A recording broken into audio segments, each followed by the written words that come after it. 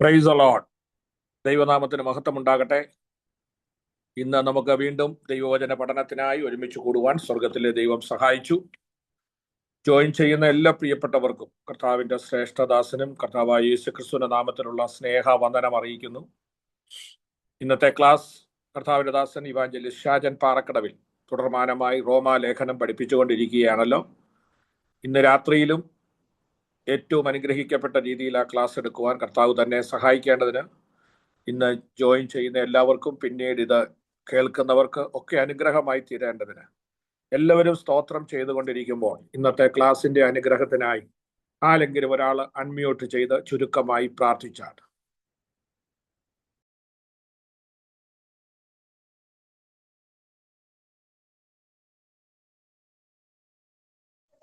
Hallelujah. സ്തോത്രം സ്തോത്രം സ്തോത്രം സ്തോത്രം. സ്നേഹവാനും കരുണാസമ്പന്നനുമായ ഞങ്ങളുടെ സ്വർഗീയ നല്ല പിതാവേ, ഈ നല്ല സമയത്തിനായി ഞങ്ങൾ നന്ദിയോടെ സ്തുതിക്കുന്നു, സ്തോത്രം ചെയ്യുന്നു നാഥ. ഹല്ലേലൂയ. ഓൺലൈൻ ബൈബിൾ ക്ലാസ്സുമായി കർത്താവേയും കൂടി വരുവാൻ അവിടെ ഞങ്ങളായിരുന്ന ഞങ്ങളെ കർത്താവ് കൂട്ടിവരുത്തി അങ്ങയുടെ ഹല്ലേലൂയ പാദപ്പെടുത്തി ഞങ്ങളായിരിക്കുന്നപ്പാ. ഹല്ലേലൂയ. അങ്ങ് ഞങ്ങളോട് മനസ്സരിയണം, കരുണ തോന്നണമേ കർത്താവേ. ഞങ്ങൾ ജ്ഞാനം നൽകണമേ, വേഗം നൽകണമേ കർത്താവേ. ഹല്ലേലൂയ. ബൈബിൾ ക്ലാസ് പഠിപ്പിക്കുമ്പോൾ കർത്താവേ റോമലേഖനത്തെ കുറിച്ച് കൂടുതലായി പഠിക്കുവാൻ, അത് ഞങ്ങളുടെ ജീവിതത്തിന് അനുഗ്രഹമായി തീരുവാനൊക്കെയും കർത്താവ് ഞങ്ങളെ സഹായിക്കണം. ഞങ്ങളുടെ പരിശുദ്ധാത്മാവ് ഞങ്ങൾ അതിനായി സഹായിക്കണമേ എന്ന് പ്രാർത്ഥിക്കുന്നു കർത്താവ്. അതിനായി ക്ലാസ് എടുക്കുന്ന ദേവദാസൻ ഞങ്ങളുടെ കരങ്ങളിൽ ഏൽപ്പിച്ചു പ്രാർത്ഥിക്കുന്നു കർത്താവേ. ഹല്ലേലൂയ. കർത്താവ് ഞങ്ങൾക്ക് മനസ്സിലാക്കുവാൻ തക്കവണ്ണം അത് ഹല്ലേലൂയ വിശുദ്ധമായി പറയുമ്പോൾ ദൈവത്തിന്റെ ആത്മാവ് പ്രിയദാസനോടുകൂടി ഇരിക്കുമാറാകണമെന്ന് പ്രാർത്ഥിക്കുന്നു. ഹല്ലേലൂയ. അത് ഞങ്ങൾക്ക് പകരപ്പെടുമ്പോൾ അത് ഞങ്ങൾക്ക് അനുഗ്രഹത്തിന് കാരണമായി തീരുവാൻ, ഹല്ലേലൂയ, ഈ നാളുകളിൽ ദൈവത്തിന് വേണ്ടി ഏറ്റവും പ്രയോജന മക്കളായി ഞങ്ങൾ തീരുവാനൊക്കെ ഞങ്ങളെ സഹായിക്കണമെന്ന് പ്രാർത്ഥിക്കുന്നു. പിന്നെ പ്രവർത്തിക്കുന്ന എല്ലാ ദേവദാസന്മാരെയും ഓർത്ത് പ്രാർത്ഥിക്കുന്നു. ധാരാളമായി എല്ലാവരെയും അനുഗ്രഹിക്കുമാറാകണമെന്ന് പ്രാർത്ഥിക്കുന്നു. ഹല്ലേലൂയ. ഇന്ന് ക്ലാസ്സിൽ കയറിയിരിക്കുന്ന എല്ലാ അമേ ദൈവമക്കളെയും അങ്ങയുടെ കരങ്ങളിലേക്ക് ഏൽപ്പിച്ചു എല്ലാവരെയും കർത്താവ് ഒരുപോലെ അനുഗ്രഹിക്കും, സഹായിക്കും, ജ്ഞാനത്താൽ നിറയ്ക്കുകയും ചെയ്യുമാറാകണമെന്ന് പ്രാർത്ഥിക്കുന്നു. ദൈവകരങ്ങളിലേക്ക് താഴ്ത്തി സമർപ്പിക്കുന്നു. പ്രാർത്ഥന കേട്ടതിനായ സ്തോത്രം, യേശു ക്രിസ്തുവിൻ നാമത്തിൽ തന്നെ. Amen. Amen. Thank you sister Binsy. ദൈവം സഹായിക്കട്ടെ. തുടർന്നുള്ള ക്ലാസ് എടുക്കുവാൻ കർത്താവിന്റെ ശ്രേഷ്ഠദാസൻ ഇവാഞ്ചലിസ്റ്റ് ഷാജൻ പാറക്കടവിനെ വളരെ ബഹുമാനത്തോടെ ആദരവോടെ ക്ഷണിക്കുന്നു. ദൈവനാമത്തിൽ മഹത്വം ഉണ്ടാകട്ടെ. എല്ലാവർക്കും പ്രത്യേക സ്നേഹവന്ദനം. എല്ലാവരും ദൈവം അനുഗ്രഹിക്കട്ടെ. ഈ ശുശ്രൂഷ നേതൃത്വം കർത്താവിന്റെ ദാസൻ പ്രിയ ലാലിച്ചാന്, അതുപോലെ തന്നെ ഇന്ന് ക്ലാസ്സിൽ സംബന്ധിക്കുന്ന എല്ലാ പ്രിയപ്പെട്ടവർക്കും പ്രത്യേക സ്നേഹവന്ദനം അറിയിച്ചുകൊണ്ട് നമ്മൾ ക്ലാസ്സിലേക്ക് പ്രവേശിക്കുന്നു. ഇന്ന്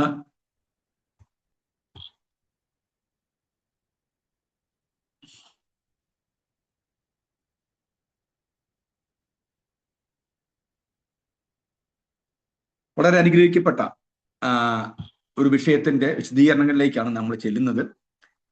റോമാലേഖനം 5-ാം അധ്യായമാണ് നമ്മൾ പഠിക്കുന്നത്. ഈ കഴിഞ്ഞ ക്ലാസിന്റെ നോട്ട് ഇന്ന് നിങ്ങൾക്ക് ലഭ്യമായിട്ടുണ്ടല്ലോ.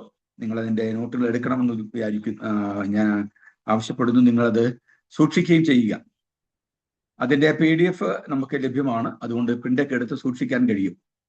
മറ്റൊരു പ്രധാനപ്പെട്ട കാര്യം, ഈ നോട്ടിൽ ഇന്ന് ഈ 5-ാം അധ്യായത്തിൽ ഒരുപാട് പ്രസംഗ വിഷയങ്ങൾ നമുക്ക് ഉപയോഗിക്കാൻ പറ്റുന്ന നിലയിലുള്ള ഒരുപാട് കാര്യങ്ങൾ ചേർന്ന പ്രസംഗ വിഷയം പോലെ ഞാൻ ഉണ്ടാക്കിയതാണ്. ഒരു ഫുട് നോട്ടായിട്ട് നിങ്ങൾക്ക് എഴുതിയെടുക്കാം. അതെല്ലാം അടുത്ത നോട്ടിൽ ഉണ്ടാകണമെന്നില്ല. അതുകൊണ്ട് ഈ കുറച്ചും കൂടെ ലളിതമായിട്ട് നിങ്ങൾക്ക് പെട്ടെന്ന് മനസ്സിലാകാനും കൂടുതൽ കാര്യങ്ങൾ നിങ്ങൾക്ക് എഴുതിയെടുക്കാനും പഠിക്കാനും പ്രസംഗിക്കാനും ഒക്കെ ആവശ്യമായ നോട്ടായിട്ടാണ് 5-ാം അധ്യായത്തിലെ വിവിധ വിഷയങ്ങൾ പറയുന്നത്. അത് നിങ്ങൾ എഴുതിയെടുക്കണം എന്നുള്ള കാര്യം ഓർപ്പിക്കുന്നു.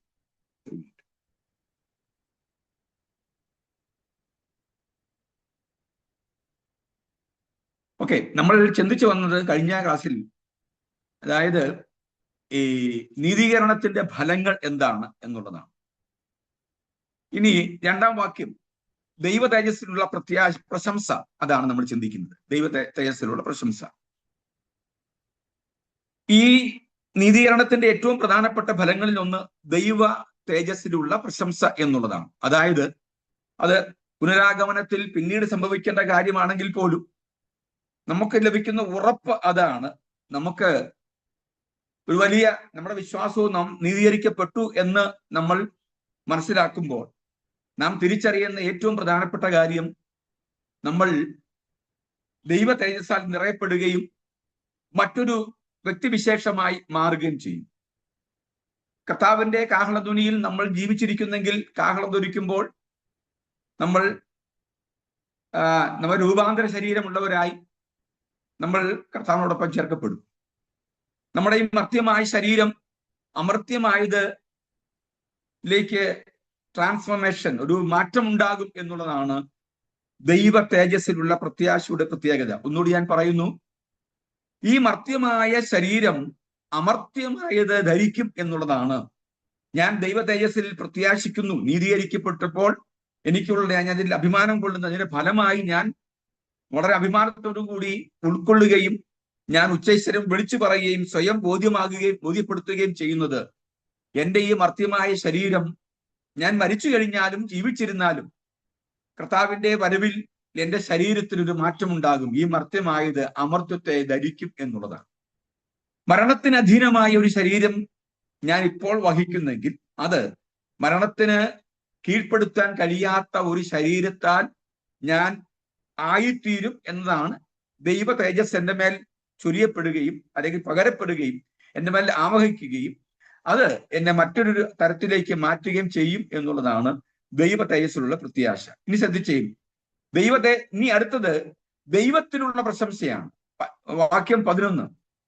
നമ്മുടെ ഈ വാക്യപ്രതിവാക്യമല്ല, ഇതിന്റെ പ്രധാനപ്പെട്ട കാര്യമാണ് ചിന്തിക്കുന്നത്. ദൈവത്തിലുള്ള പ്രത്യാശ, നീതീകരണത്തിന്റെ ഫലങ്ങളിൽ അടുത്തത് ഒന്ന്, ഈ ക്ലാസ്സിൽ നമ്മൾ ചിന്തിക്കുന്നത് ഒന്ന് ദൈവ തേജസ്സിലുള്ള പ്രശംസയാണ്. വാക്യം 2 ദൈവത്തിലുള്ള പ്രശംസയാണ്. വാക്യം 11 അതാണ് നീതീകരണത്തിന്റെ ഫലങ്ങളിൽ വളരെ പ്രധാനപ്പെട്ടതായിട്ടുള്ളത്.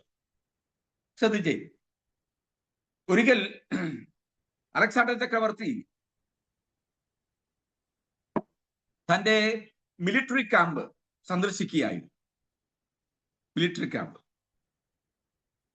താൻ പല രാജ്യങ്ങൾ കീഴടക്കുകയും തന്നോടൊപ്പം സഞ്ചരിക്കുകയും യുദ്ധം ചെയ്യുകയും ചെയ്ത ആളുകളെയൊക്കെ, പരിക്കേറ്റ് കിടക്കുന്ന ആളുകളെ കാണാൻ വേണ്ടി ഈ മിലിറ്ററി ക്യാമ്പ് സന്ദർശിച്ചു വരവേ ആളുകളെല്ലാം കൂടി പെട്ടെന്ന് ഒരു വ്യക്തിയെ തന്റെ മുമ്പിലേക്ക് കൊണ്ടുവന്ന് നിർത്തി, മറ്റേ സോൾജേഴ്സ്. അദ്ദേഹം ചോദിച്ചു, എന്താ കാര്യം? ഇവനെ കൊണ്ട് നിർത്തി ഉടനെ എന്താ കാര്യം അന്വേഷിച്ചു. ഇവനോട് ചോദിച്ചു, എന്താ നിന്റെ പേര്? What is your name? അവൻ വളരെ ഭയത്തോടു കൂടിയാണ്, കുറെ ആളുകൾ അവനെ നിർബന്ധിച്ച് വലിച്ചിഴച്ചാണ് ചക്രവർത്തിയുടെ മുമ്പിലേക്ക് കൊണ്ടുവന്നത്. എങ്കിൽ പോലും എന്താ നിന്റെ പേരെന്ന് ചോദിച്ചപ്പോൾ അവൻ സ്റ്റഡിയായി നിന്ന് ഒരു സല്യൂട്ടൊക്കെ കൊടുത്തിട്ട് അവൻ പറഞ്ഞു, മൈ നെയിം ഈസ് അലക്സാണ്ടർ. എന്റെ പേര് അലക്സാണ്ടർ എന്നാണ്. ഓ, ദാറ്റ്സ് ഗുഡ്, കൊള്ളാം, നിന്റെ പേര് അലക്സാണ്ടർ ആണ്. അപ്പം ഇവനെ എന്തിനാണ് ഇവിടെ കൊണ്ടുവന്നെന്നാണ് അടുത്ത ചോദ്യം. ഈ കൊണ്ടുവന്ന ആളുകളോട് അവര് പറഞ്ഞു, പട കഠിനമായപ്പോൾ പടയിൽ നിന്നും പേടിച്ചോടി മാളത്തിൽ ഒളിച്ചവനാ, ടെന്റിൽ ഒളിച്ചവനാ ഇവൻ. അതുകൊണ്ട് തന്നെ ഇവൻ ഒരു പേടിത്തൊണ്ടനായ മനുഷ്യനാണ്, യുദ്ധത്തെ ഭയക്കുന്നവനാണ്, പടയെ ഭയക്കുന്നവനാണ്, അജയ്യനായി രാജ്യങ്ങൾ കീഴടക്കുന്ന ഒരു വലിയ സൈന്യത്തിൽ ഇവൻ ഒരു അപമാനമാണ് എന്ന് പറഞ്ഞ് ഇവനെ കൊണ്ടുവന്ന കാര്യങ്ങൾ മറ്റുള്ളവരെ ബോധ്യപ്പെടുത്തി. വീണ്ടും അവനോട് ചോദിച്ചു, എന്താ നിന്റെ പേര്? അവൻ വളരെ അഭിമാനത്തോടും കൂടി ഒന്നുകൂടി സല്യൂട്ട് അടിച്ചിട്ട് പറഞ്ഞു, മൈ നെയിം ഈസ് അലക്സാണ്ടർ. എന്റെ പേര് അലക്സാണ്ടർ എന്നാണ്. അദ്ദേഹം പറഞ്ഞു, അലക്സാണ്ടർ എന്നാണ് നീ പേര് വഹിക്കുന്നെങ്കിൽ ആ അലക്സാണ്ടർ ഒരിക്കൽ പോലും പേടിച്ചോടുന്ന ഒരുവനല്ല. പട കാണുമ്പോൾ പടക്കളത്തിന് നേരെ സധൈര്യം മുമ്പോട്ട് ചെന്ന് പടയെ എതിരിടുന്ന ഒരു ധൈര്യശാലിയാണ് അലക്സാണ്ടർ എന്ന് പറയുന്നത്. പട കാണുമ്പോൾ പേടിച്ച് മാളത്തിലൊളിക്കുന്ന, ടെന്റിലൊളിക്കുന്ന, ഗുഹാമുഖങ്ങളിലേക്ക് അഭയം തേടുന്ന ഒരുവനല്ല എന്ന് പറഞ്ഞിട്ട് താൻ പറഞ്ഞ വാക്കിങ്ങനാണ്, either change your name or your character. The name Alexander is shameful for me. ഒന്നെങ്കിൽ നിന്റെ പേര് മാറ്റുക, അല്ലെങ്കിൽ നിന്റെ സ്വഭാവം മാറ്റുക. അലക്സാണ്ടർ എന്ന പേര് എനിക്ക് വളരെ നാണക്കേട് ഉണ്ടാക്കുന്നു എന്നുള്ളത് ശ്രദ്ധിച്ചേ. ഞാൻ ഇതെന്താ പറയാൻ കാര്യം? നീതീകരിക്കപ്പെട്ടു എന്ന് പറയുമ്പോൾ അതിന്റെ അർത്ഥം നമുക്ക് ദൈവത്തിന്റെ മകനായി, മകളായി നമ്മൾ വിശ്വസിക്കുന്ന വിശ്വാസത്തിന്റെ ഒരു മൂലാധാരം എന്നൊക്കെ ഞാൻ പലപ്പോഴും പറയാറുള്ളത്. നമ്മുടെ വിശ്വാസത്തിന്റെ പ്രഖ്യാപനം എന്ന് പറയുന്നത് പോലെ നമ്മൾ എന്താ വിശ്വസിക്കുന്ന ആ തന്തു, അഥവാ ആ വിശ്വാസത്തിന്റെ കേന്ദ്രം എന്ന് പറയുന്ന, നമ്മുടെ വിശ്വാസത്തിന്റെ മൂർത്തീഭാവം എന്ന് പറയുന്ന ഒരവസ്ഥാവിശേഷം, അതിനെയാണ് ദൈവം എന്ന് നമ്മൾ വിളിക്കുന്നത്. ഞാൻ എന്ത് വിശ്വസിക്കുന്നു, ഞാൻ ആരെ വിശ്വസിക്കുന്നു എന്നതിനെ സംബന്ധിച്ച് എനിക്ക് നല്ല ബോധ്യമുണ്ട്. ആ ദൈവത്തിൽ ഞാൻ അഭിമാനം കൊള്ളുന്നു, പ്രശംസിക്കുന്നു എന്നുള്ളതാണ് നീതീകരിക്കപ്പെട്ട വ്യക്തിയുടെ ഒരു സ്വഭാവ വൈശിഷ്ട്യം. ശ്രദ്ധിച്ചേ, ഞാൻ മുമ്പേ പറഞ്ഞ പോലെ, അലക്സാണ്ടർ പറഞ്ഞ പോലെ, അലക്സാണ്ടർ എന്ന് പറഞ്ഞവൻ പേര് വഹിക്കുന്നെങ്കിൽ അതനുസരിച്ചുള്ള സ്വഭാവം കാണിക്കണം. അങ്ങനെയാണെങ്കിൽ അതുപോലെ തന്നെ നമ്മൾ ദൈവത്തിൽ വിശ്വസിക്കുന്നെങ്കിൽ, ദൈവത്തിൽ പ്രശംസിക്കുന്നെങ്കിൽ, ദൈവം ആരാണ്, എന്തിനാണ് പ്രശംസിക്കേണ്ടത്? ഒന്ന്, അവന്റെ സർവ്വ ഗുണഗണങ്ങളിൽ, അവന്റെ ആട്രിബ്യൂട്ട്സ് ഓഫ് ഗോഡ്, അതിന്റെ ദൈവത്തിന്റെ ആ സദ്ഗുണങ്ങളിൽ എന്ത് ചെയ്യണം? അഭിമാനം കൊള്ളുന്നവരായിരിക്കണം, അതിനെക്കുറിച്ച് ബോധ്യമുള്ളവരായിരിക്കണം. മനസ്സിലായോ? പേര് മാത്രം വഹിച്ചുകൊണ്ട് കൃത്യമായി ആളെ അറിയാതെ കേവലം പേരുധാരികളായിട്ട് നാമധാരികളായി സഞ്ചരിക്കുന്നവരല്ല. ഞാൻ എന്ത് വിശ്വസിക്കുന്നു, ആ ദൈവം ആരാണെന്ന് കൃത്യമായി നമ്മൾ അറിയണം. അവിടെയാണ്, അങ്ങനെയുള്ള അറിവിലാണ് എനിക്ക് പ്രശംസ ഉണ്ടാകുന്നത്. ഇനി ശ്രദ്ധിക്കുക, നമ്മൾ ഒരു സാധ്യതയിൽ ദൈവത്തിൽ വിശ്വസിക്കുന്ന, ഒരു സാധ്യതയുള്ള ദൈവത്തിൽ വിശ്വസിക്കുന്ന ആളുകളല്ല. ഒരു സാധ്യതയുള്ള, ഞാൻ പലപ്പോഴും പറഞ്ഞ ഉദാഹരണമാണ് എങ്കിലും ഇത് പറഞ്ഞപ്പോൾ പറയാം, ഒരു സാധ്യതയിൽ ദൈവത്തിന്റെ ഒരു സാധ്യത ഉണ്ടെങ്കിൽ അതിൽ ദൈവം പ്രവർത്തിക്കുന്നു എന്ന് വിശ്വസിക്കുന്നവനല്ല. മറിച്ച് അസാധ്യങ്ങളിൽ സാധ്യത കണ്ടെത്തുവാൻ കഴിയുന്ന ഒരു ദൈവമാണ് എന്റെ ദൈവം എന്ന് വിശ്വസിക്കുന്നവരാണ് നമ്മൾ. മരിച്ചുകൊണ്ടിരിക്കുന്ന രോഗിയുടെ മേൽ ഒരു ഓക്സിജൻ സിലിണ്ടറോ പേസ് മേക്കറോ ഒക്കെ ഘടിപ്പിച്ചു കഴിഞ്ഞാൽ എത്ര നാൾ വേണമെങ്കിലും ജീവിക്കും. ഓക്സിജന്റെ സഹായത്തോടു കൂടി, വെന്റിലേറ്ററിന്റെ സഹായത്തോടു കൂടി എത്ര വേണമെങ്കിലും ജീവിക്കാൻ കഴിയും. പക്ഷേ അതൊരു സാധ്യത ഉണ്ടാവണം. ശരീരത്തിൽ എന്ത് ചെയ്യണം? ജീവന്റെ അംശം ഉണ്ടെങ്കിൽ മാത്രമേ ഓക്സിജൻ എന്ന് പറയുന്ന ആ അസാധ്യം പ്രവർത്തിക്കുകയുള്ളൂ. പക്ഷേ മരിച്ച് 4 ദിവസം കഴിഞ്ഞ ഒരാളെ ഒരു പേര് വിളിച്ച് പുറത്തു കൊണ്ടുവരിക, അതാണ് ഒരു സാധ്യതയും ഇല്ലെങ്കിൽ അസാധ്യം പ്രവർത്തിക്കുക. ആ ദൈവമാണ് നമ്മുടെ ദൈവം എന്ന് എന്ത് ചെയ്യണം? നമ്മൾ അറിയണം. അവിടെയാണ് നമുക്ക് പ്രശംസ. മനസ്സിലായോ? ഞാൻ ഇന്ന കാര്യങ്ങൾ ചെയ്തെങ്കിലേ ദൈവം എനിക്ക് വേണ്ടി പ്രവർത്തിക്കുമെന്ന് ആ വാശി പിടിക്കുന്ന ദൈവങ്ങളുടെ മുമ്പിൽ നിന്ന് ആരാധിച്ച ഒരു കാലഘട്ടം നമുക്കുണ്ടാവാം. ശ്രദ്ധിച്ചേ, അപ്പം നാം വിശ്വസിക്കുന്ന ദൈവം ആരാണ്, എന്താണ് എന്നതിനെ സംബന്ധിച്ച് നമുക്കൊരു ബോധ്യം ഉണ്ടാകുമ്പോഴാണ്, ഒരു അറിവുണ്ടാകുമ്പോഴാണ് ഞാൻ അഭിമാനം കൊള്ളുന്നത്. നമ്മളൊക്കെ പലതും അഭിമാനം കൊള്ളുന്നത്. ചിലർ വീട്ടുപേരിൽ അഭിമാനം കൊള്ളും, വീട്ടുപേരിൽ. പിന്നെ കുടുംബത്തിലുള്ള വലിയ വലിയ ആളുകളിൽ അഭിമാനം കൊള്ളും. പിന്നെ കുടുംബത്തിൽ ഏതെങ്കിലുമൊക്കെ ലോകം അറിയപ്പെടുന്ന ആളുകൾ ഉണ്ടെങ്കിൽ അവരുടെ ഗർവത്തിൽ എന്ത് ചെയ്യും? ആ കുടുംബത്തിൽ അഭിമാനം കൊള്ളും. ഏഴര പള്ളിയിലും ഈ പഴയ ഞാൻ ഒരുപാട് ഈ ഡോക്യുമെന്ററികൾ ചെയ്തിട്ടുള്ള ഒരാളാണ്. അവരെല്ലാം ഡോക്യുമെന്ററികൾ എഴുതാൻ വേണ്ടി എൻ്റെ കയ്യിൽ ഈ ബുക്കുകളൊക്കെ, അവരുടെ ചരിത്ര ബുക്കുകളൊക്കെ എഴുതുമ്പോൾ അവരെല്ലാം തോമസ് ശ്ലീഹായുടെ ഉദയംപേരൂരും അതുപോലെ തന്നെ ഏഴരപ്പള്ളിയും പിന്നെ അങ്ങനെയുള്ള പഴയ ചരിത്രം, അവിടെ മുതലാണ് ഞങ്ങളുടെ കുടുംബം ആരംഭിക്കുന്നത് എന്ന് പറഞ്ഞ് എന്ത് ചെയ്യും? അഭിമാനത്തോടു കൂടി അവര് പറയാറുണ്ട്, അങ്ങനെ എഴുതി വെക്കാറുണ്ട്. ചിലർ അവരുടെ പാരമ്പര്യങ്ങൾ അഭിമാനം കൊള്ളും, പേരിൽ അഭിമാനം കൊള്ളും, പിന്നെ അവരുടെ കഴിവിൽ അഭിമാനം കൊള്ളും. എന്തുമായിക്കൊള്ളട്ടെ, നമ്മൾ മറ്റുള്ളവരിൽ നിന്നും വ്യത്യസ്തമായി എന്തോ ഒന്ന് ഉണ്ട് എന്ന തിരിച്ചറിവാണ് നമുക്ക് അത്തരമുള്ള അഭിമാനം, അത്തരത്തിലുള്ള ഒരു സ്വഭാവ വൈശിഷ്ട്യം നമ്മൾ രൂപപ്പെടുന്നു. അങ്ങനെയാണെങ്കിൽ മറ്റു ദൈവങ്ങളിൽ നിന്നും നമ്മുടെ ദൈവത്തെ തിരിച്ചറിയാൻ, അതിന്റെ സദ്ഗുണങ്ങളും വിശേഷങ്ങളും തിരിച്ചറിയാൻ എപ്പോൾ കഴിയുമോ അവിടെയാണ് നമ്മുടെ ദൈവത്തെക്കുറിച്ച് നമുക്ക് അഭിമാനം കൊള്ളാൻ കഴിയുന്നത്. നമ്മുടെ ദൈവമാരാണ്? സർവശക്തൻ, സർവജ്ഞാനി, സർവാധികാരി, സർവസ്ഥിതിസ്ഥൻ, നിത്യൻ, മരണമില്ലാത്തവൻ, മാറ്റമില്ലാത്തവൻ. ഇങ്ങനെ പറഞ്ഞു പോയാൽ ഒരുപാട് കാര്യം നമുക്ക് പറയാം. അതൊക്കെ ദൈവത്തിന്റെ സദ്ഗുണങ്ങളാണ്. അതിലൊക്കെ ഒന്നല്ലെങ്കിൽ മറ്റൊരർത്ഥത്തിൽ നാം ഒക്കെ അനുഭവിച്ചിട്ടുള്ള ആളുകളുമാണ്. അങ്ങനെ ആ ദൈവത്തിൽ നമ്മൾ എന്ത് ചെയ്യണം? പ്രശംസിക്കണം. അതാണ് നീതീകരണത്തിന് മറ്റൊരു ഫലം എന്ന് പറയുക. ഇനി അടുത്തത് വാക്യം 3-4. എന്താണ് നമ്മൾ ഈ നീതീകരണത്തിന് മറ്റൊരു പ്രധാനപ്പെട്ട 4-ാമത്തെ കാര്യം? നമ്മിൽ ക്രിസ്തീയ സ്വഭാവം വെളിപ്പെടുത്തുന്നു എന്നുള്ളതാണ് നീതീകരണത്തിന്റെ മറ്റൊരു പ്രധാനപ്പെട്ട കാര്യം. നമ്മിൽ ക്രിസ്തീയ സ്വഭാവം വെളിപ്പെടുത്തുന്നു. നമ്മിൽ ക്രിസ്തീയ സ്വഭാവം വെളിപ്പെടുത്തുന്നു. വാക്യം 3-4.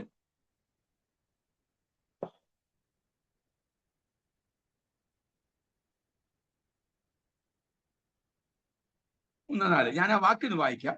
നാം അത് തന്നെ അല്ല, കഷ്ടത സഹിഷ്ണുതയെയും, സഹിഷ്ണുത സിദ്ധതയെയും, സിദ്ധത പ്രത്യാശയെയും ഉളവാക്കുന്നു എന്നറിഞ്ഞ് നാം കഷ്ടങ്ങളിലും പ്രശംസിക്കുന്നു.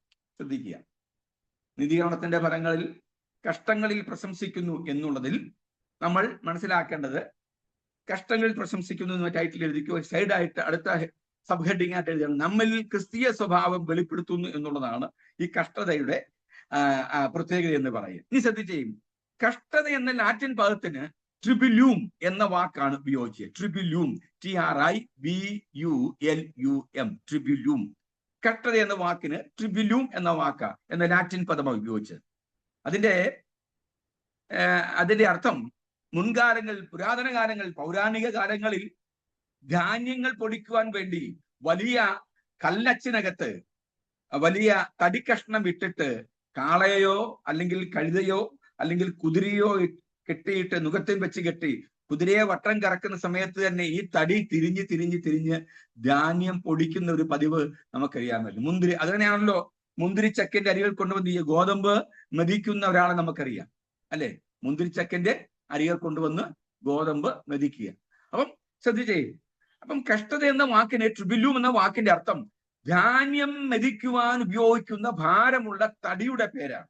എന്ന് പറഞ്ഞാൽ പതിരും മണിയും കതിരിൽ നിന്നും വേർതിരിക്കുവാൻ കഴിയുന്ന ഒരു ഉപകരണം. അതങ്ങനെയാണ് ആ പദം ഉപയോഗിക്കുന്നത്. പതിരും മണിയും കതിരിൽ നിന്നും വേർതിരിക്കുവാൻ ഈ പദം ഉപയോഗിക്കുന്നു. ഒന്നുകൂടി ഞാൻ പറയുന്നു, പതിരും മണിയും കതിരിൽ നിന്നും, പതിരും മണിയും കതിരിൽ നിന്നും വേർതിരിക്കുവാൻ ഈ പദം ഉപയോഗിക്കുന്നു. ഏതാ? ട്രിബുലൂം എന്ന ലാറ്റിൻ പദം. അതിന്റെ അർത്ഥം അതാണ് കഷ്ടതയ്ക്ക് ഉപയോഗിച്ചിരിക്കുന്നത്. ശ്രദ്ധിക്കണം, ഒരാൾക്ക് കഷ്ടത ഉണ്ടാകുമ്പോൾ, ബുദ്ധിമുട്ടുണ്ടാകുമ്പോൾ, പ്രയാസമുണ്ടാകുമ്പോൾ എല്ലാം നഷ്ടപ്പെട്ടു എന്നുള്ള ഒരു ചിന്തയാണ് പലപ്പോഴും നമ്മയൊക്കെ ഭരിക്കാറുള്ളത്. നമുക്കൊരു ചെറിയ, നമ്മുടെയൊക്കെ പ്രശ്നം എന്ന് പറഞ്ഞാൽ നമ്മൾ പായ നെല്ലി കാണിച്ചാൽ നിൽക്കുന്നിടത്ത് നിന്ന് ആത്മാവിലാകുകയും കഷ്ടത എന്ന് പറഞ്ഞാൽ നമ്മളെ വിശ്വാസം എന്ത് ചെയ്യാൻ പെട്ടെന്ന് തള്ളിപ്പറയുകയും ചെയ്യുന്ന ഒരവസ്ഥയാണ് അല്ലേ. നമ്മുടെ കാര്യപരിപാടി എല്ലാം താളത്തിൽ തുടങ്ങി അവതാളത്തിൽ അവസാനിക്കുകയാണല്ലോ. നിങ്ങൾ പാട്ട് പാടി ശ്രദ്ധിച്ചു നോക്കിയാൽ നമ്മൾ വളരെ താളത്തിൽ എന്ത് ചെയ്യുക. എനിക്കറിയാമല്ലേ, ഈ താളമില്ലാത്ത ആത്മാവാണോ ദൈവാത്മാവെന്ന് പലപ്പോഴും ഞാൻ ചിന്തിച്ചിട്ടുണ്ട്. നമ്മൾ തുടങ്ങി ഒരു താളത്തിൽ തുടങ്ങി അവസാനം എന്ത് ചെയ്യുക, നമ്മൾ അപതാളത്തിലൊക്കെ അവസാനിപ്പിക്കും അല്ലേ. തെറ്റല്ല, നിങ്ങൾ പ്രാപിച്ച ആത്മാവിനൊന്നും ഞാൻ കുറ്റം പറയുന്നില്ല. ശ്രദ്ധിച്ചേ, ഇപ്പൊ ആ ഒരു കാര്യപരിപാടി കൊണ്ട് എന്ത് ചെയ്യുക, ഒരു ചെറിയൊരു സംതൃപ്തി, ഒരു ആത്മസന്തോഷവും. പിന്നെ എന്ത് ചെയ്യുക, നമ്മൾ അങ്ങനെ ഇരിക്കുമ്പോൾ പിള്ളേർ വന്ന് നമുക്കിട്ട് ഞുള്ളു, അല്ലെ പിള്ളേർക്കിട്ട് നമുക്ക് ഈ വടക്ക് പിടിക്കുമ്പോൾ പിള്ളേർക്കിട്ട് നമ്മൾ ഞുള്ളിയിട്ടുമ്പോൾ നമുക്ക് ലഭിക്കുന്ന ഒരു സംതൃപ്തി ഉണ്ടല്ലോ, നമ്മുടെ അധികാരം ഉപയോഗിച്ചു എന്നുള്ളതിന്. അത്തരത്തിലൊരു ചെറിയ ആത്മസംതൃപ്തി നമുക്കുണ്ടാകും. എന്തുവാ, ഈ താളത്തെ തുടങ്ങി അവതാളത്തിൽ അവസാനിക്കുന്ന കാര്യപരിപാടി. പക്ഷേ നമ്മൾ ആരാണെന്ന് കൃത്യമായി വെളിപ്പെടുത്താൻ ലഭിക്കുന്ന അവസരമാണ് ഈ പരാജയം, ഈ കഷ്ടത, ഈ ബുദ്ധിമുട്ട് എന്ന് തിരിച്ചറിയാൻ എത്ര പേർക്ക് കഴിയും? നമ്മൾ പറയും, ഈ ഗോതമ്പനക്കാർ പറഞ്ഞ വറണ്ടായിരുന്നു അല്ലേ, വേണ്ടായിരുന്നു അല്ലേ. വിശ്വാസിൽ വറണ്ടായിരുന്നു, വേണ്ടായിരുന്നു അല്ലേ, വേണ്ടായിരുന്നു. എന്തിനിറങ്ങി തിരിച്ചല്ലേ? അവർക്ക് ആർക്കും ഒരു ബുദ്ധിമുട്ടും ഇല്ല. അവരാണ് ദൈവത്തെ വിളിക്കുന്നില്ല, ദേവനെ വിളിക്കുന്നില്ല. ഇതൊക്കെ വിളിച്ച് നമുക്കേ ഉള്ളൂ ബുദ്ധിമുട്ട്. നമുക്കേ ബുദ്ധിമുട്ടുള്ളൂ. എന്താണെന്നറിയാമോ? ശ്രദ്ധിച്ചേ, 1 കിലോ സ്വർണം ഞാൻ ഒരു കിഴുത്തിയിട്ട്, നടുക്കൂടെ ഒരു കിഴുത്തിയിട്ട്, ഒരു ചരട് കെട്ടി, ചരടിട്ട് ചാക്കുന്നൂരോ ചരടോ പ്ലാസ്റ്റിക് കയറോ കെട്ടിയിട്ട് എന്റെ കഴുത്ത് ഇട്ടുകൊണ്ട് പോയാൽ നാട്ടുകാരൻ എന്നെ വിളിക്കും, നല്ലൊരു പയ്യനായിരുന്നു, കാണാൻ വലിയ കുഴപ്പമൊന്നുമില്ല. ആ താടിയെ കണ്ടില്ലേ, ഒരു ഓമനയും ഒരു കുഞ്ഞോമനയും ഉണ്ട്, എന്നെ രസമായി കാണാൻ. എന്നെ പറ്റിയ പയ്യന്. പയ്യൻ പറഞ്ഞാൽ എന്റെ ഭാഗം കുറയ്ക്കാൻ വേണ്ടി ഞാൻ പറഞ്ഞുള്ളൂ കേട്ടോ. അടയൊരു പറയോ നല്ലൊരു ചെറുപ്പക്കാരൻ, അയ്യോ നല്ലൊരു മനുഷ്യൻ, എന്ത് പറ്റി? ആരെങ്കിലും 1 കിലോ സ്വർണം വാങ്ങിച്ച കിഴുത്തിട്ട് ഈ കഴുത്തെ കെട്ടി നടക്കുവോ? ആലോചിച്ച് നോക്കി. സാമാന്യ ബോധമുള്ള ആളുകൾ നമ്മൾ സ്വർണം ഉപയോഗിക്കുന്നവരാണെന്ന് ചിന്തിക്കുക. നമ്മൾ എന്ത് ചെയ്യും? അത് തട്ടിപ്പില്ലാതെ തട്ടാൻ്റെ കയ്യിൽ കൊണ്ട് കൊടുത്തിട്ട് നമ്മൾ ഭരണ ആഭരണം, നമ്മൾ പറയുന്ന ആഭരണം നമ്മൾ ഉണ്ടാക്കി നമ്മൾ കഴുത്തിൽ എന്ത് ചെയ്യുക, അണിയുന്നു. നാട്ടുകാർ പറയും, കൊള്ളാം കേട്ടോ, പയ്യ വിശ്വാസത്തിൽ നിന്ന് പോയെങ്കിലും. അങ്ങനെയാണല്ലോ നമ്മൾക്ക് സ്വർണ്ണം ഇട്ടാൽ അന്നേരം നമ്മൾ വിധി എഴുതും, പുള്ളി വിശ്വാസത്തിൽ നിന്ന് പോയെന്ന്. ഈ ഇത് ഇടാതെ നിൽക്കുന്ന ഒരു ഭയങ്കര അതിൽ വിശ്വാസത്തിൽ ഉറച്ചാണല്ലോ. ചിന്തിച്ചു. അപ്പം ഈ വിശ്വാസത്തിൽ നിന്ന് പോയെങ്കിലും കേട്ടോ കൊള്ളാം, പുള്ളിക്ക് ഇപ്പോഴാ ഒന്ന് ഇണങ്ങിയത് കേട്ടോ. കൊച്ചിനെ കണ്ടോ, എന്ത് സ്മാർട്ട്, എന്ത് രസമാണ് ആഭരണമൊക്കെ ഇട്ടൊന്ന് ഒരുങ്ങി വന്നപ്പോ അല്ലേ.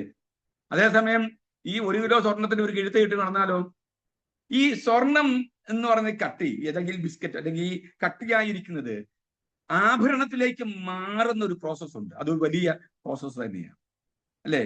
ഫയറി ഫർണസിനകത്തോട്ട്, തീയുള്ള വലിയ ഈ തീക്കകത്തോട്ട് വലിച്ചെറിഞ്ഞിട്ട് അത് പല പ്രാവശ്യം ഉരുക്കി എന്ത് ചെയ്യുക, അതിനെ പല പ്രാവശ്യം അടിച്ച് പദം വരുത്തി സുന്ദരമായ ആഭരണം ഉണ്ടാക്കുന്നു. ശ്രദ്ധിക്കണം പ്രിയമുള്ളവരെ, നമ്മൾ ഈ കഷ്ടത എന്ന് പറഞ്ഞാൽ നമ്മുടെ യഥാർത്ഥ ക്രിസ്തീയ സ്വഭാവം വെളിപ്പെടുത്താനുള്ള ഒരു മുഖാന്തരമാണ് എന്ന് മനസ്സിലാക്കണം.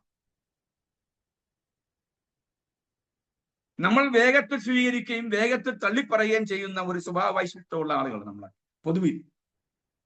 എന്ത് കാര്യം വേഗം സ്വീകരിക്കുകയും നമുക്ക് ബുദ്ധിമുട്ടാണ് എന്ന് തോന്നിയാൽ അന്നേരം തള്ളിപ്പറയാൻ യാതൊരു മടിയുമില്ലാത്ത ആളുകൾ, ഞാൻ ഉൾപ്പെടെ. നമുക്ക് ഉൾക്കൊള്ളാൻ കഴിയാത്തത് നമ്മൾ എന്ത് ചെയ്യും? നമ്മൾ അന്നേരം എന്ത് ചെയ്യും? തള്ളിപ്പറയും. പക്ഷേ കഴിഞ്ഞ ഞാൻ പറഞ്ഞ പോലെ ഇറങ്ങിപ്പോകുന്ന പുഴുവും തിന്ന് തൃപ്തിയായി ഒന്നുകൂടെ ഉറങ്ങി വീണ്ടും തിന്നിട്ട് ഒരു ഏമ്പക്കവും വിട്ട് പോകുന്ന പുഴുവിനെ വീണ്ടും തന്റെ വ്രണത്തിൽ പിടിച്ചു വെച്ചിട്ട് ബാക്കി കൂടി കഴിക്കൂ, നിന്റെ അവകാശമാണെന്ന് പറയാനുള്ള ആർജവമാണ് വാസ്തവത്തിൽ ഒരു ക്രിസ്തീയ സ്വഭാവത്തിന്റെ വെളിപ്പെടുത്തൽ എന്ന് പറയുന്നത്. മനസ്സിലായോ? ഞാൻ കാര്യം ഞാൻ എന്നെ പലപ്പോഴും ധൈര്യപ്പെടുത്തി ഞാൻ തന്നെ എന്നോട് പറയാനുള്ള കാര്യമാണ്, പരാജയം എന്ന് പറയുന്നതൊക്കെ ഒരു അവസരങ്ങൾ മാത്രം, അവസരമാണ്. ഓരോ പാഠങ്ങൾ നമ്മളെ പഠിപ്പിക്കുന്ന അവസരങ്ങളാണ്, അത് അന്ത്യമല്ല. പിന്നെ പുതിയ പാഠങ്ങൾ നമ്മളെ പഠിപ്പിക്കുന്ന പരിശീലന കഥകളാണ്. അവിടെ നിന്ന് നമ്മൾ പാഠം പഠിച്ച് പുതിയത് എന്ത് ചെയ്യുക, നമ്മളെ രൂപപ്പെടുത്തി നാം വിജയത്തിലേക്ക് പോകാൻ കഴിയുന്ന ഒന്നാണ് വാസ്തവത്തിൽ കഷ്ടത എന്ന് പറയുന്നത്. Our God is a God of second chance. ദൈവം, നമ്മുടെ ദൈവം എന്ന് പറയുന്നത് രണ്ടാമത്തെ ഒരു അവസരത്തിന്റെ ദൈവമാണ്. മനസ്സിലായോ? Our God is a God of second chance. നമ്മുടെ ദൈവം രണ്ടാമതൊരു അവസരത്തിന്റെ ദൈവമാണ്. ഇനി ശ്രദ്ധിക്കുക, കഷ്ടത ഉളവാക്കുന്നത് എന്തൊക്കെയാണ്? സഹിഷ്ണുത, ദീർഘക്ഷമ, സഹനശക്തി എന്നൊക്കെയാണ് ഈ സഹിഷ്ണുത എന്ന വാക്കിന്റെ അർത്ഥം. കഴിഞ്ഞ ആഴ്ച ഞാൻ പറഞ്ഞതാണ്. എങ്കിലും ഇനി ആ സഹിഷ്ണുത എന്തിനു ഉണ്ടാക്കും, സൃഷ്ടിക്കുന്നു? സിദ്ധത. നമ്മൾ കഴിഞ്ഞ ആഴ്ച പറഞ്ഞു, സ്ഫുടം ചെയ്തെടുക്കുക അല്ലെങ്കിൽ കീടം മാറ്റുക. അങ്ങനെ സ്ഫുടം ചെയ്തെടുക്കുന്ന, കീടം മാറ്റുന്നത് നമ്മളിൽ പ്രത്യാശയിലേക്ക് നയിക്കുവാൻ ഇടയായിത്തീരും. പ്രത്യാശ. ഇനി കഷ്ടത വിശ്വാസത്തിന്റെ പരിശോധനയാണ്. അങ്ങനെയാണ് കെട്ടിക്കെഴുതിക്കും. കഷ്ടത വിശ്വാസത്തിന്റെ പരിശോധനയാണ്. ഞാൻ ഈ 5-ാം അധ്യായത്തിൽ നിന്നും ഉണ്ടാക്കിയ ഒരു വലിയ കുറെ പ്രസംഗ വിഷയമാണ് നിങ്ങൾക്ക് തരുന്നത് കേട്ടോ. ഇതിനകത്ത് 50 രൂപയും ചൂടുവെള്ളം മുതൽ 5000 രൂപയുടെ വരെ പ്രസംഗമുണ്ട് കേട്ടോ. 50 രൂപയും ചൂടുവെള്ളവും തോളത്തൊട്ടും മുഷിച്ചിലും. അങ്ങനെയാണല്ലോ. 50 രൂപയും പ്രസംഗിക്കുന്ന ആളെ നോക്കി 50 രൂപയും കൊടുക്കും, പോകറ്റിട്ട് സൂക്ഷ അല്ലേ, പിന്നെ ഒരു തോളത്തൊട്ടും ഒരു ചൂടുവെള്ളവും. അത് മുതൽ 5000 രൂപയുടെ വരെ പ്രസംഗമായി പറഞ്ഞുകൊണ്ടിരിക്കുന്നത് കേട്ടോ. ഓക്കെ, ശരി, എഴുതിക്കോ. കഷ്ടത വിശ്വാസത്തിന്റെ പരിശോധന. ശുശ്രൂഷയല്ലല്ലോ, ചെല്ലുന്ന വണ്ടിയുടെയും ആളിന്റെയൊക്കെ കനത്തിലല്ലേ ഇപ്പോൾ ഇങ്ങനെ മറിഞ്ഞുകൊണ്ടിരിക്കുന്നത്. നമ്മളങ്ങനെ പണത്തിന് മീതെ നമ്മുടെ കാര്യങ്ങൾ പറയാതിരിക്കട്ടെ. നമ്മൾ ചെയ്യുന്ന ശുശ്രൂഷ ഭംഗിയായി വിശ്വസ്തയോടുകൂടി നാളെ എൻ്റെ അവസാനത്തെ ശുശ്രൂഷയാണ് എന്ന് ഓർത്ത് ശുശ്രൂഷിക്കുകയും നാളെ എനിക്കൊരു അവസരം ഉണ്ടാവില്ല എന്ന് തന്നെ നിശ്ചയിച്ച് ഇത് അവസാനത്തെ ശുശ്രൂഷയാണെന്ന് നിശ്ചയിച്ച് വേണം നമ്മളെല്ലാം ശുശ്രൂഷയും ചെയ്യാൻ. അവിടെയാണ് ശരിയായ ഔട്ട്കം, ഒരു വലിയ ഫലം നമ്മൾ പോലും പ്രതീക്ഷിക്കാത്തത് പരിശുദ്ധാത്മാവ് നമ്മളിൽ നിന്നും മറ്റുള്ളവരിലേക്ക് പകരുന്നു. ഇത് മതി, എനിക്ക് ഇത്രയും മതി, ഞാൻ ഇങ്ങനെ ശുശ്രൂഷിക്കുന്നുള്ളൂ, എനിക്ക് ഇത്രയല്ലേ കിട്ടത്തോളൂ, അത് മുൻപതി മാറ്റി വെച്ചിട്ട് എനിക്കിനി ഒരു ശുശ്രൂഷയ്ക്ക് അവസരം ഉണ്ടാകുമോ ഇല്ലയോ എന്ന് എനിക്കറിയില്ല, മറിച്ച് ഇതെന്റെ ജീവിതത്തിന്റെ അവസാന ശുശ്രൂഷയാണെന്ന് പറഞ്ഞു വേണം ശുശ്രൂഷിക്കാനും പ്രസംഗിക്കാനും. അതുകൊണ്ട് തന്നെ അത്രത്തോളം നമ്മൾ ആ ഒരു ബോധ്യത്തിൽ പ്രസംഗിക്കുമ്പോഴാണ് 100% ആത്മാർത്ഥതയിലും 100% പരിശുദ്ധാത്മാവിലും ആശ്രയിച്ച്, ദൈവത്തിൽ ആശ്രയിച്ച് നമുക്ക് ജനത്തിനു വേണ്ടി ശുശ്രൂഷിപ്പാൻ ഇടയാകുന്നു. ഓക്കെ, ഇനി ശ്രദ്ധിക്കുക, കഷ്ടത വിശ്വാസത്തിന്റെ പരിശോധന. അതിന്റെ കാരണം എന്താണെന്നറിയാമോ?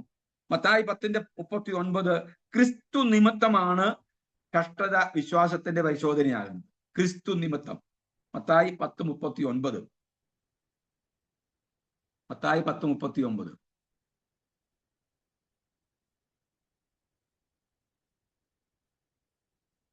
എന്റെ മുന്നേ നമ്മളാ യോഗത്തിന് പോയില്ലായിരുന്നെങ്കിൽ, യോഗത്തിന് പോയിട്ട് ആരെങ്കിലും നമ്മൾ ആ പ്രസംഗം കേട്ടില്ലായിരുന്നെങ്കിൽ, പ്രസംഗം കേട്ടിട്ട് നമ്മുടെ മനസ്സിൽ കുറ്റബോധം ഉണ്ടായില്ലായിരുന്നെങ്കിൽ, കുറ്റബോധം ഉണ്ടായപ്പോൾ ആഹ്വാനം കേട്ടിട്ട് കൈവെക്കാതിരുന്നെങ്കിൽ, കൈവെക്കിട്ടും മനസ്സില്ലാ മനസ്സോടെയാണ് ഞാൻ പറഞ്ഞിരുന്നെങ്കിൽ, ഇതൊന്നും ചെയ്യാതിരുന്നെങ്കിൽ ഈ പങ്കപ്പാടൊന്നും ഇല്ലായിരുന്നു. പക്ഷേ നമ്മളെക്കുറിച്ചുള്ള ബോധ്യം, നമ്മൾ ആരാണെന്ന് നമ്മളെ തന്നെ പറഞ്ഞു പരിശുദ്ധാത്മാവ് ബോധ്യപ്പെടുത്തിയപ്പോൾ നിറകണ്ണുകളോടുകൂടി നമ്മൾ നമ്മുടെ പാപങ്ങളെ ഏറ്റുപറഞ്ഞ് ഹൃദയം കൊണ്ട് സ്വീകരിക്കുകയും അതരം കൊണ്ട് ഏറ്റുപറയുകയും ഹൃദയം കൊണ്ട് സ്വീകരിക്കുകയും ചെയ്തപ്പോൾ നമ്മളിൽ നിത്യമായി വാഴാമെന്ന് നമ്മോട് ഉടമ്പടി ചെയ്ത് നമ്മളിൽ പ്രതിഷ്ഠയായി നമ്മൾ നമ്മുടെ ഉള്ളിൽ നമ്മുടെ ഹൃദയത്തിന്റെ ശ്രീകോവിലിൽ പ്രതിഷ്ഠിച്ച ക്രിസ്തു എന്തെന്നറിയാമോ? ആ ക്രിസ്തു നിമിത്തമാണ് ഈ കഷ്ടതയൊക്കെ. നമ്മളിതൊന്നും ചുമക്കുന്നില്ല എങ്കിൽ, നമ്മൾ ഇതൊന്നും വഹിക്കുന്നില്ല എങ്കിൽ, നമ്മൾ ക്രിസ്തുവിനെ അറിയുന്നില്ല എങ്കിൽ, ക്രിസ്തു എന്ന് പറയുന്ന വ്യക്തിവിശേഷത്തെ നമ്മൾ ചുമക്കുന്നില്ല എങ്കിൽ നമുക്ക് ഈ കഷ്ടതയില്ല, പ്രയാസവും ബുദ്ധിമുട്ടും ഇല്ല, നല്ല സ്മൂത്തായിട്ട് കാര്യങ്ങൾ അങ്ങ് പോകും. അപ്പം ക്രിസ്തുവിനെ അറിഞ്ഞതുകൊണ്ടും വഹിക്കുന്നത് കൊണ്ടുമാണ് ഈ കഷ്ടതയെന്ന് നമ്മളത് തിരിച്ചറിയണം. എന്താ ഞാൻ പറഞ്ഞു എന്റെ ബേസ് പറഞ്ഞു പോകരുത്.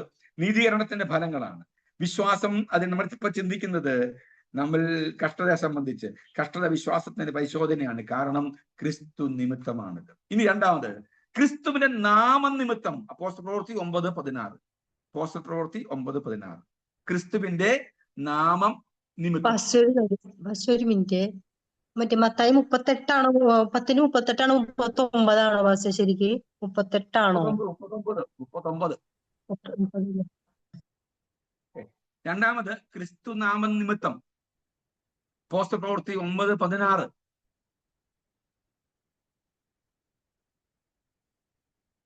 അന്ത്യോക്യയിൽ ക്രിസ്ത്യാനികൾ എന്ന പേരിനാൽ അറിയപ്പെടുത്ത അന്ന് മുതൽ, അല്ലേ, അന്ന് മുതൽ കഷ്ടതകൾ തുടങ്ങി, അന്ന് മുതൽ പ്രശ്നം തുടങ്ങി, അന്ന് മുതൽ പ്രതികൂലം തുടങ്ങി. നീയും ഗലീലക്കാരനല്ലയോ, അവനെ പോലെയാണല്ലോ എന്ന ചോദ്യത്തിന് മുമ്പിൽ ഞാൻ അങ്ങനെയുള്ള ഞാൻ അവിടുത്തുകാരനല്ല, ഞാൻ അങ്ങനെയുള്ള ഒരാളല്ല എന്നുള്ള മറുപടി. വീണ്ടും വീണ്ടും ചെയ്തികളെയും രീതികളെയും പെരുമാറ്റങ്ങളെയും എന്തിനേറെ പറയുന്നു, ശരീരഭാഷ പോലും ക്രിസ്തുവിനോടൊപ്പം സഞ്ചരിച്ചവനാണെന്നുള്ള തിരിച്ചറിവിൽ, ഏത് ദേശക്കാരനാണെന്നും ഏത് ജാതിക്കാരനാണെന്നും ഏത് കുലക്കാരനാണെന്നും ഏത് കുടുംബക്കാരനാണെന്നും ഏത് ദേശക്കാരനാണെന്നുള്ള വെളിപ്പെടുത്തൽ വേണ്ട. അതെല്ലാം മറന്നേക്കൂ, അതെല്ലാം അങ്ങ് മറന്നേക്കൂ. ശരീരഭാഷ കൃത്യമായി ക്രിസ്തുവിനോടൊപ്പം സഞ്ചരിക്കുന്നവനാണെന്ന് വെളിപ്പെടുത്തുമ്പോൾ തെല്ലകലെ, ശ്രദ്ധിച്ചേ, തെല്ലകലെ ഗബദ എന്ന കൽത്തളത്തിൽ ബന്ധനസ്ഥനായി നിൽക്കുന്ന ക്രിസ്തുവിന്റെ പുറം ചാട്ടവാറടി കൊണ്ട് ഉഴവുചാല് പോലെ കീറുമ്പോൾ ബലിഷ്ഠകാരികളായ ഈ പടയാളികൾ അവനെ ശക്തിയേറിയ ചാട്ടമാറുകൊണ്ട് മാറി മാറി മാറി ഈ രാത്രി മുഴുവൻ അല്ലെങ്കിൽ വെളുപ്പം കാലത്ത് ആഞ്ഞടിക്കുമ്പോൾ അന്ന് പെയ്യുന്ന മഞ്ഞു മുഴുവൻ ആ ദേഹത്ത് വീണ് ആ ദേഹത്തെ ഏറ്റുവാങ്ങുന്ന അടിയുടെ വലിയ വേദന, മനുഷ്യത്വത്തിൽ താൻ ഏറ്റുവാങ്ങുന്ന അടിയുടെ ഏറ്റവും വലിയ വേദന, പ്രഹരത്തിന്റെ വേദന നന്നായി തിരിച്ചറിഞ്ഞ് ഊളിയിട്ട് തെല്ലകര മാറി നിന്ന് അറിയില്ല ഞാൻ അവിടെക്കാരനല്ല എന്നൊക്കെ തർക്കിക്കുകയും വാദിക്കുകയും തള്ളിപ്പറയുകയും ചെയ്യുന്നവന്റെ മുഖത്തേക്ക് നോക്കുമ്പോൾ തന്നെ ഈ ശരീരഭാഷ കൊണ്ട് തന്നെ ക്രിസ്തുവിന് ഏൽക്കുന്ന അടി അവനിൽ കൂടിയാണെന്നുള്ള തിരിച്ചറിയത് ഞാൻ ഈ വിഭാഗത്ത് നിങ്ങളെ ഒന്ന് പരിചയപ്പെടുത്താൻ ആഗ്രഹിക്കുക. എന്ന് പറഞ്ഞാൽ ഞാനിപ്പോൾ അങ്ങനെ കാണുന്നത്. എന്ന് പറഞ്ഞാൽ ക്രിസ്തുവിന് നാമം ധരിക്കുന്ന ഏതൊരു വ്യക്തിക്കും നമ്മുടെ ശരീരഭാഷയും നമ്മുടെ വാക്കുകളും നമ്മുടെ ചിന്തകളും നമ്മുടെ നടപ്പും ഭാവവും ഒക്കെ എന്തെന്നറിയാമോ, അറിഞ്ഞോ അറിയാതെയോ വെളിപ്പെടുത്തും. അതുകൊണ്ട് തന്നെ നമ്മൾ ഇനിയും എത്ര തന്നെ വാക്കുകൊണ്ടോ പ്രവൃത്തി കൊണ്ടോ പ്രതിരോധിച്ചാലും നമ്മളിൽ വെളിപ്പെടുന്ന ഈ നാം വഹിക്കുന്ന നാമം നമ്മൾ ആരാണെന്ന് വെളിപ്പെടുത്തുന്നത് കൊണ്ട് തന്നെ നമുക്ക് കഷ്ടത ഉണ്ടാകാൻ സാധ്യതയുണ്ട്.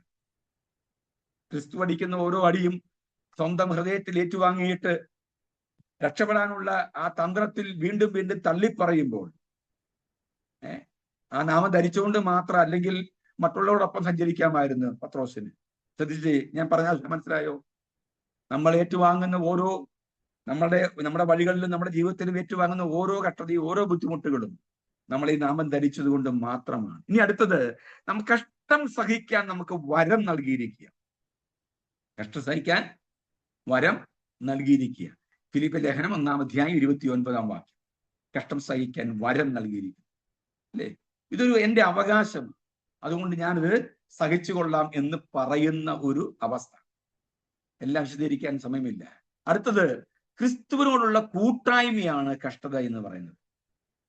ക്രിസ്തുവിനുള്ള കൂട്ടായ്മയാണ്. അപ്പോസ്തലപ്രവൃത്തി 3:10. അപ്പോസ്തലപ്രവൃത്തി 3:10. ക്രിസ്തുവിനോടുള്ള കൂട്ടായ്മ.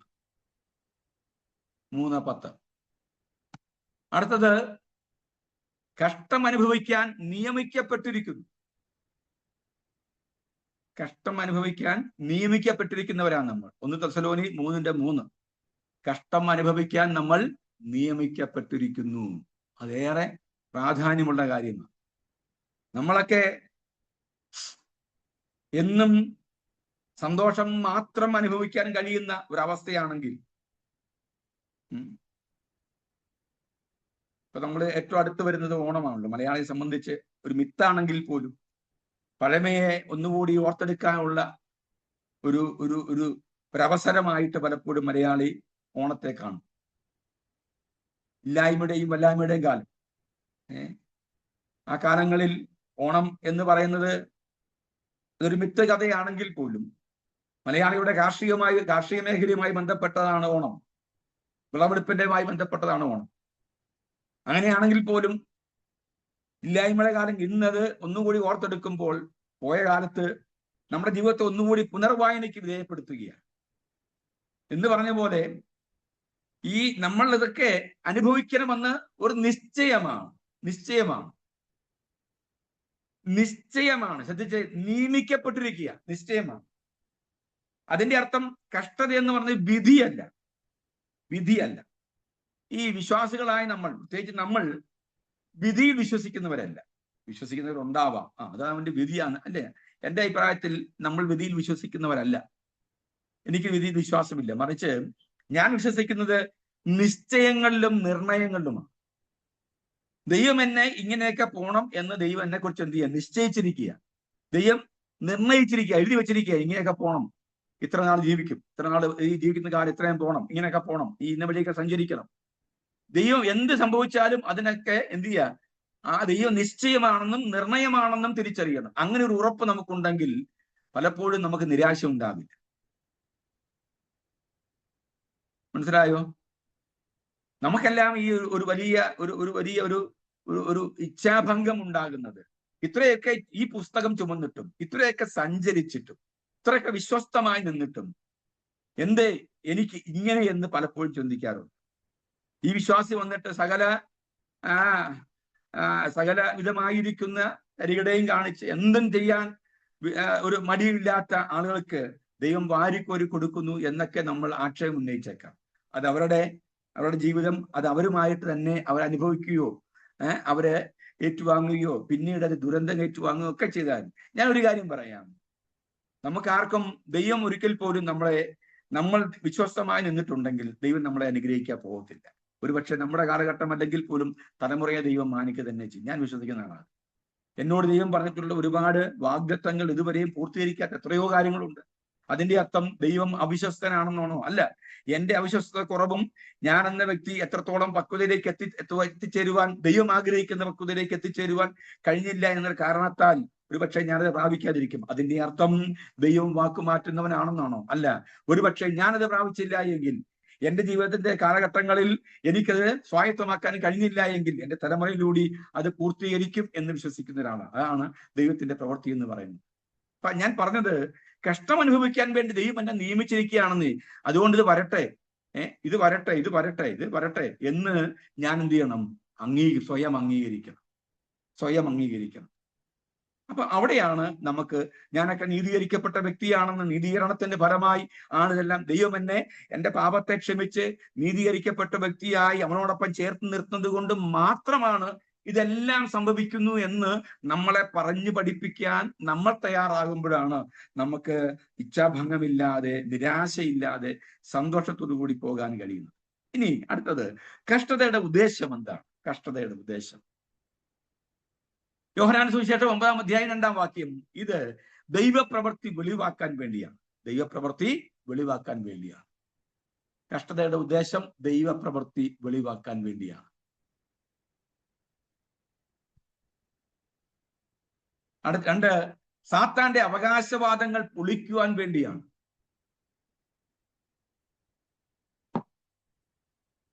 സാത്താന്റെ അവകാശവാദങ്ങൾ പൊളിക്കുവാൻ വേണ്ടിയാണ്.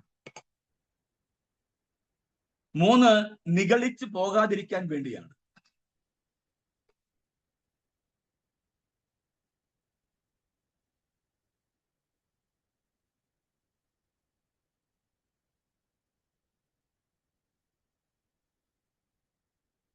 നിഗളിച്ചു പോകാതിരിക്കാൻ വേണ്ടിയാണ്. 2 കൊരിന്ത്യർ 12:7. 2 കൊരിന്ത്യർ 12:7. അടുത്തത് ലോകത്തോടുകൂടെ വിധിക്കപ്പെടാതിരിക്കാൻ വേണ്ടി. ലോകത്തോടുകൂടെ വിധിക്കപ്പെടാതിരിക്കാൻ വേണ്ടി.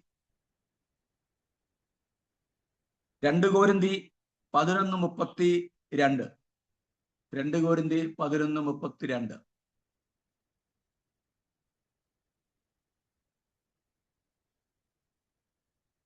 5 യേശുവിന്റെ വിശുദ്ധി പ്രാപിക്കുവാൻ വേണ്ടിയാണ് കഷ്ടത. യേശുവിന്റെ വിശുദ്ധി പ്രാപിക്കുവാൻ വേണ്ടി കഷ്ടത. എബ്രായ ലേഖനം 12:10. ഇതെല്ലാം വിശദീകരിച്ച് പറയാൻ ഞാൻ സമയമെടുക്കുന്നില്ല, ഇങ്ങനെ അങ്ങ് പോട്ടെ. ദൈവത്തിന്റെ പ്രവർത്തനം നമ്മൾ വെളിപ്പെടാൻ വേണ്ടിയാണ് കഷ്ടം എന്ന് നമ്മൾ മനസ്സിലാക്കുക.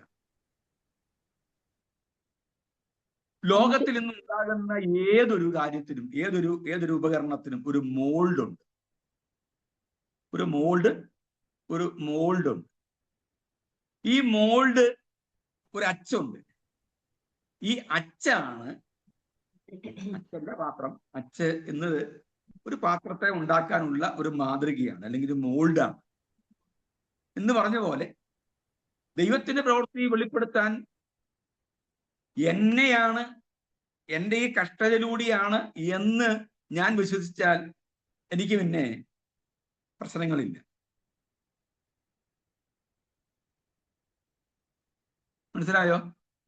അങ്ങനെയാണെങ്കിൽ പിന്നെ എനിക്ക് വലിയ പ്രശ്നങ്ങളൊന്നുമില്ല, സന്തോഷമായിട്ട് പോകാൻ പറ്റും.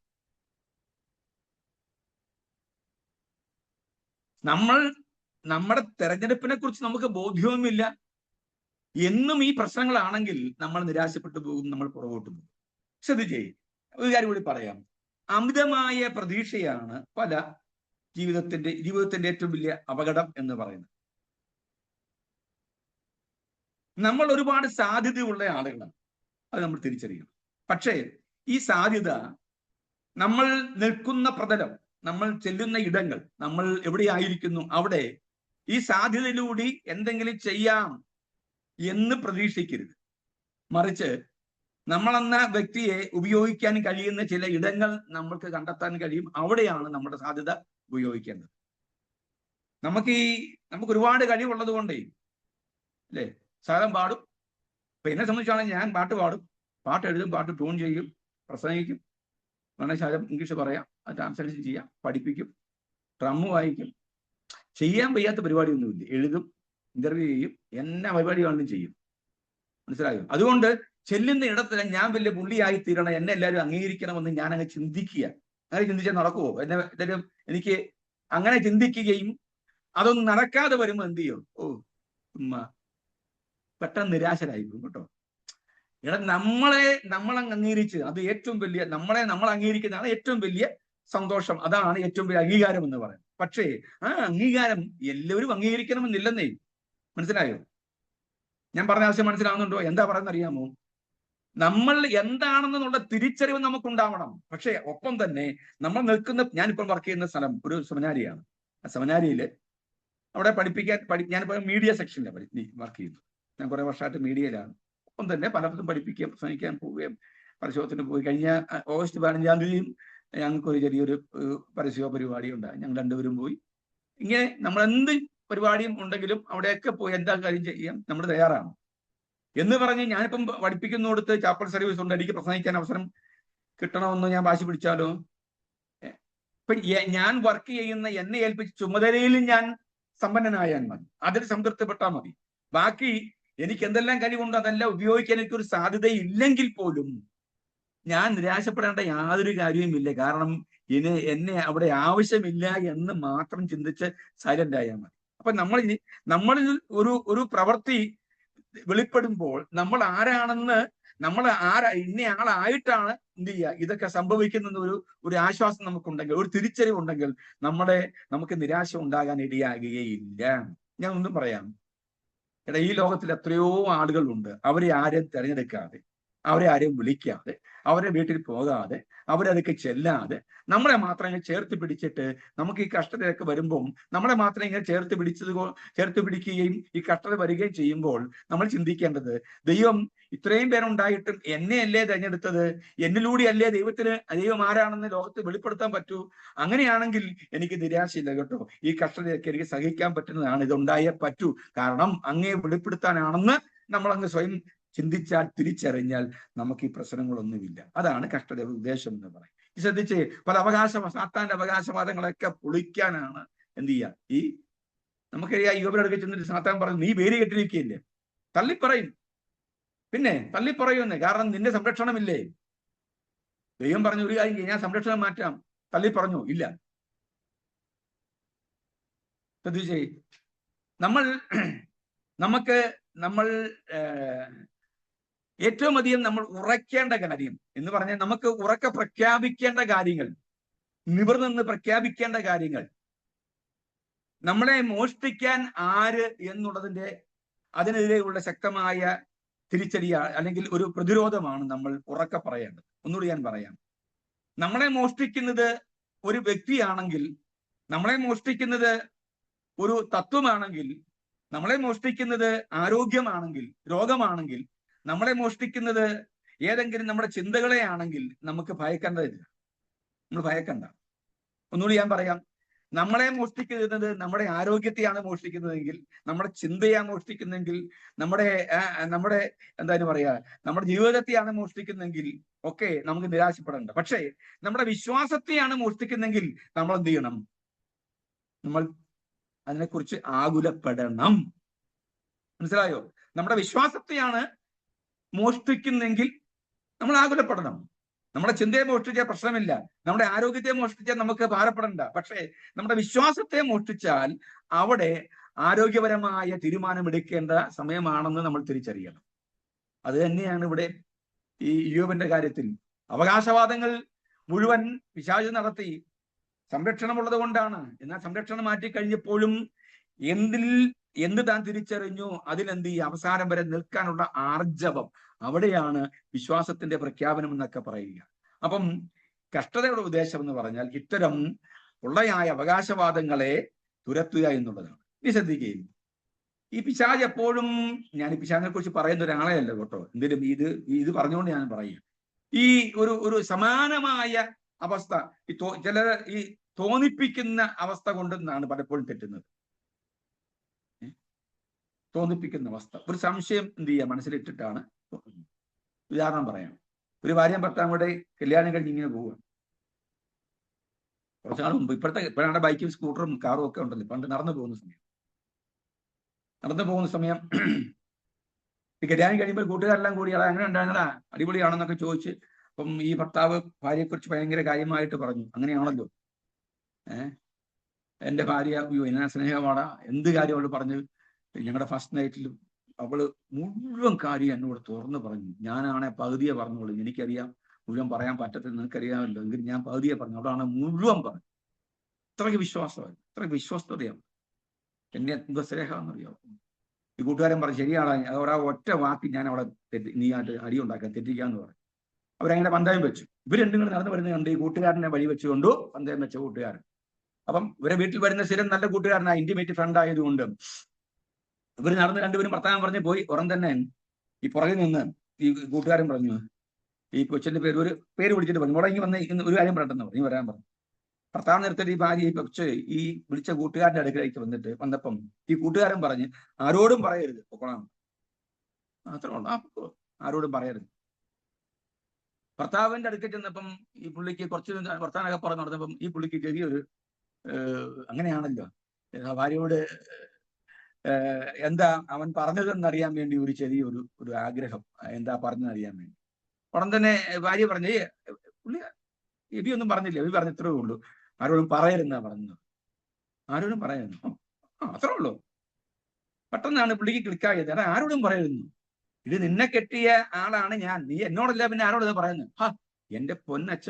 നമ്മുടെ ഈ കല്യാണം കഴിഞ്ഞ സമയത്ത് ഇവര് അച്ഛാന്നൊന്നും മുഴുവൻ വിളിക്കുക, അച്ഛാ എന്റെ ശകലല്ലേ വിളിക്കുള്ളൂ.